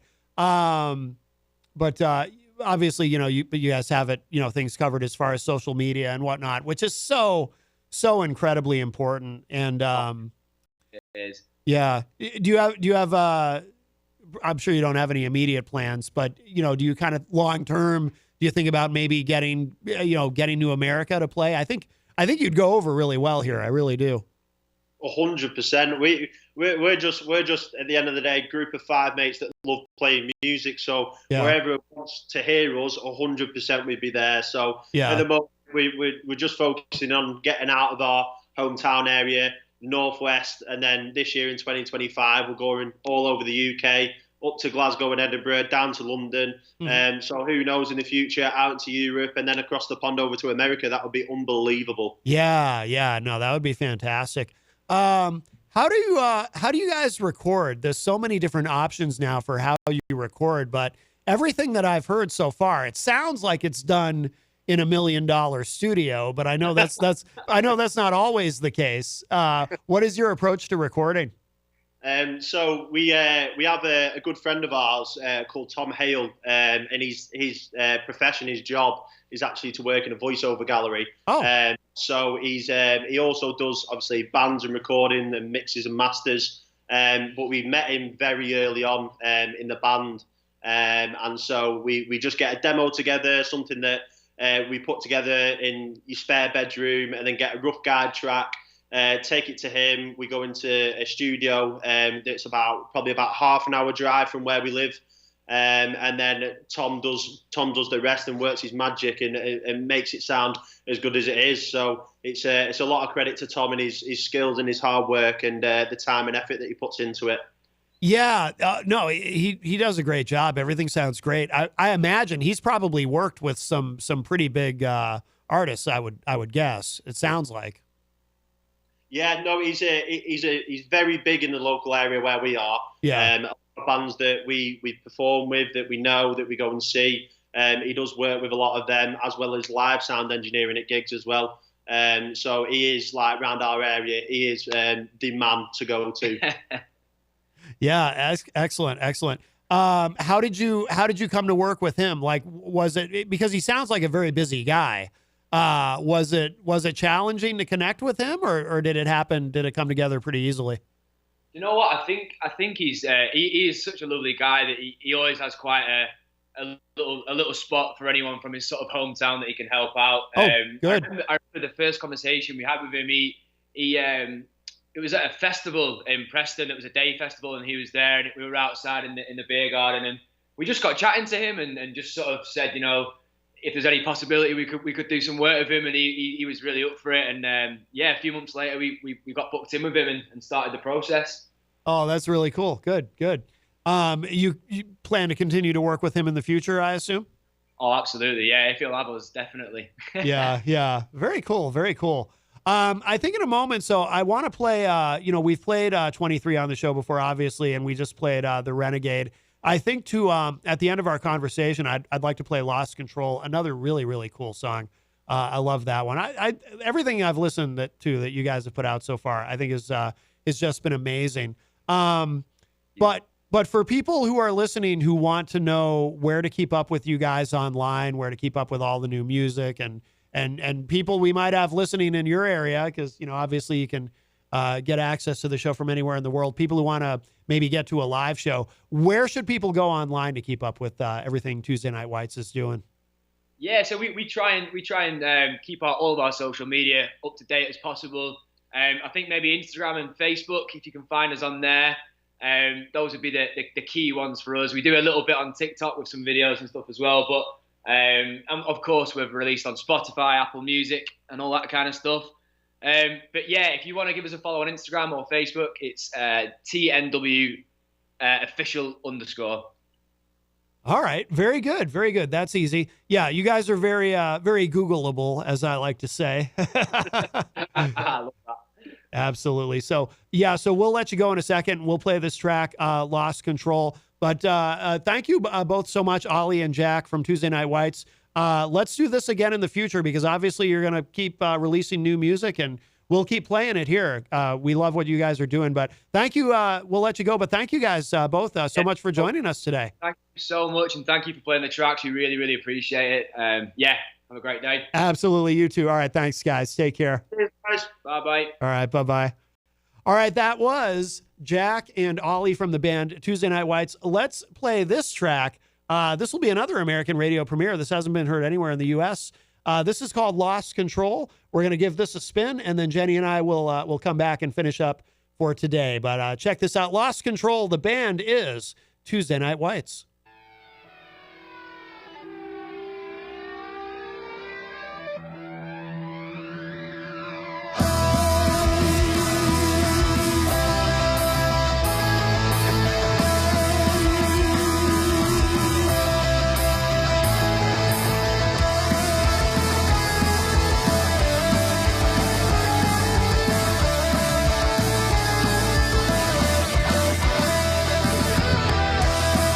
Lost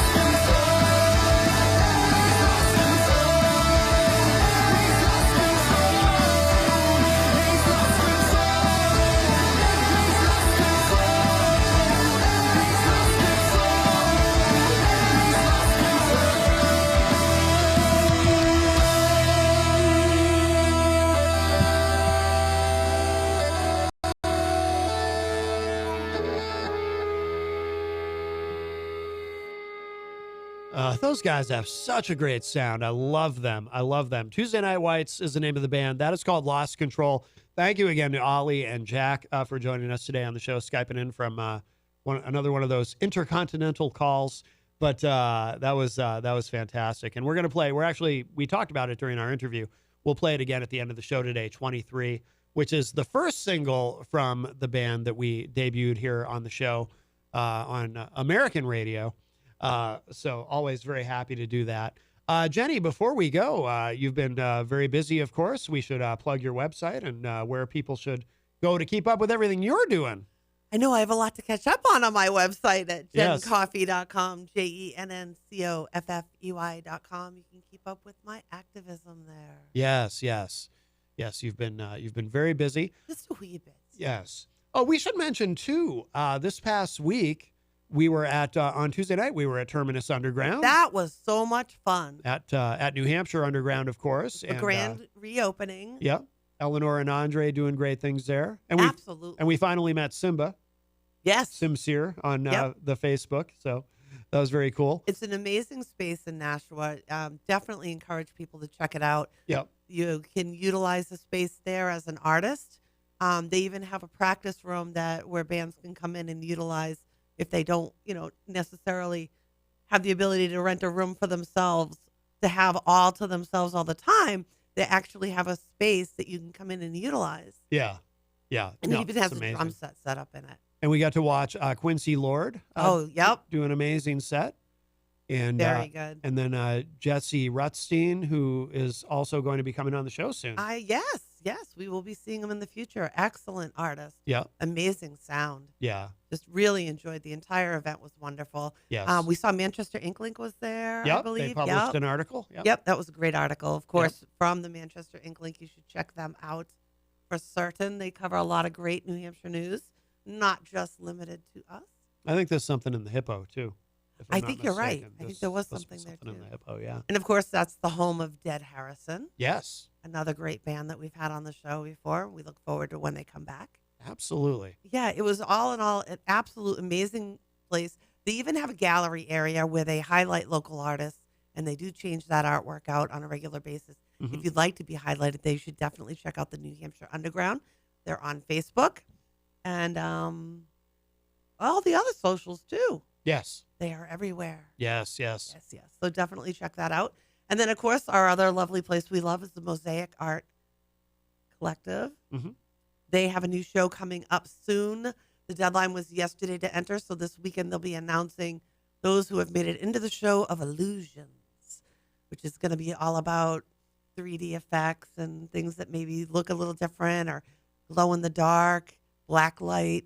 I'm looking forward to seeing how that show goes. Yeah. And then the next show that's coming up, you want to think about it, is a Kinetics show where people are going to be doing interesting art. I've actually been trying to bug Miriam into remaking one of her really creative pieces she did of puddles. Yeah.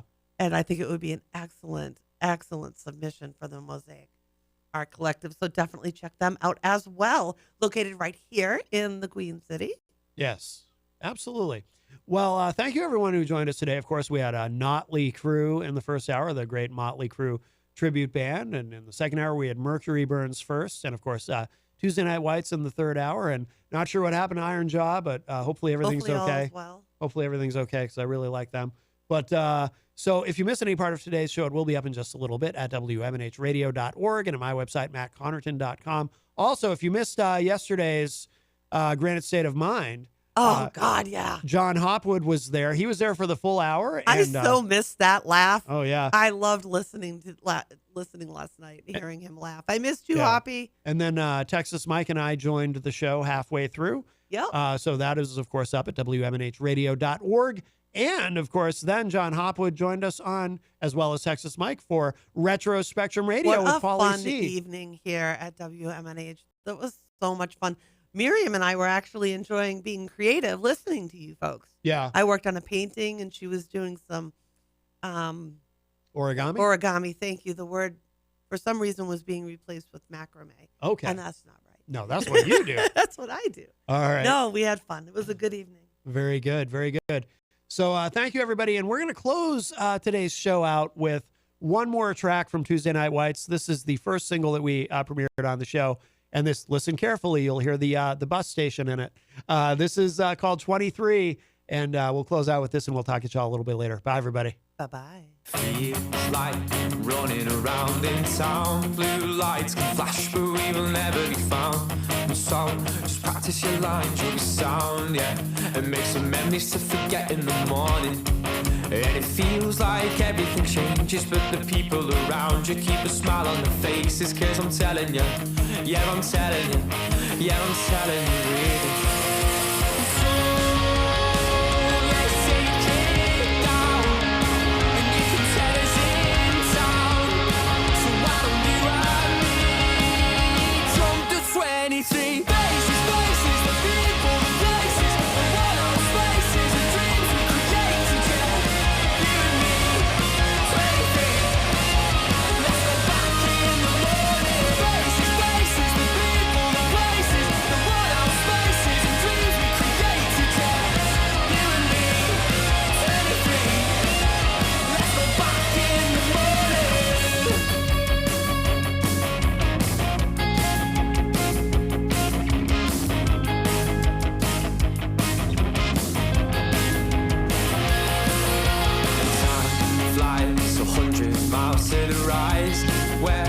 Shining down on me, and you can't seem to hide that smile as we tell you a story or two.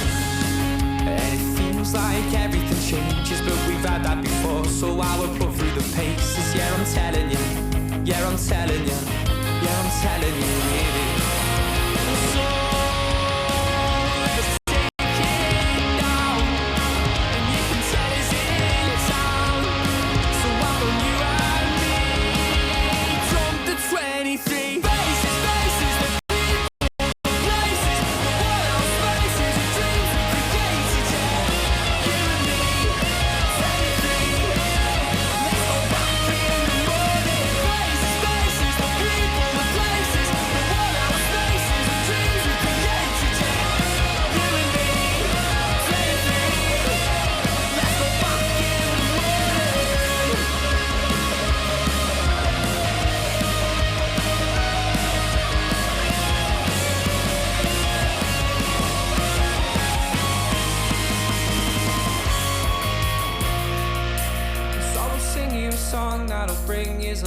Tonight, without a care in the world, time to catch that evening right. Because it's 5:10 on a freezing winter's night. But with a smile on our faces, we'll dance until the sunrise. Let's go dance until the sunrise. Let's go dance until the sunrise. Let's go dance until the sunrise. Let's go dance until the sunrise. Let's go dance until the sunrise. Let's go dance until the sunrise. This is a passenger announcement. The 23 bus will now depart from stand 19 at 5:10. The spaces, the people, the places, the world of spaces, the dreams we created, yeah. You and me, anything. Let's go back in the morning. Spaces, spaces, the people, the places, the world of spaces, the dreams we created, yeah. You and me, anything. Let's go back in the morning.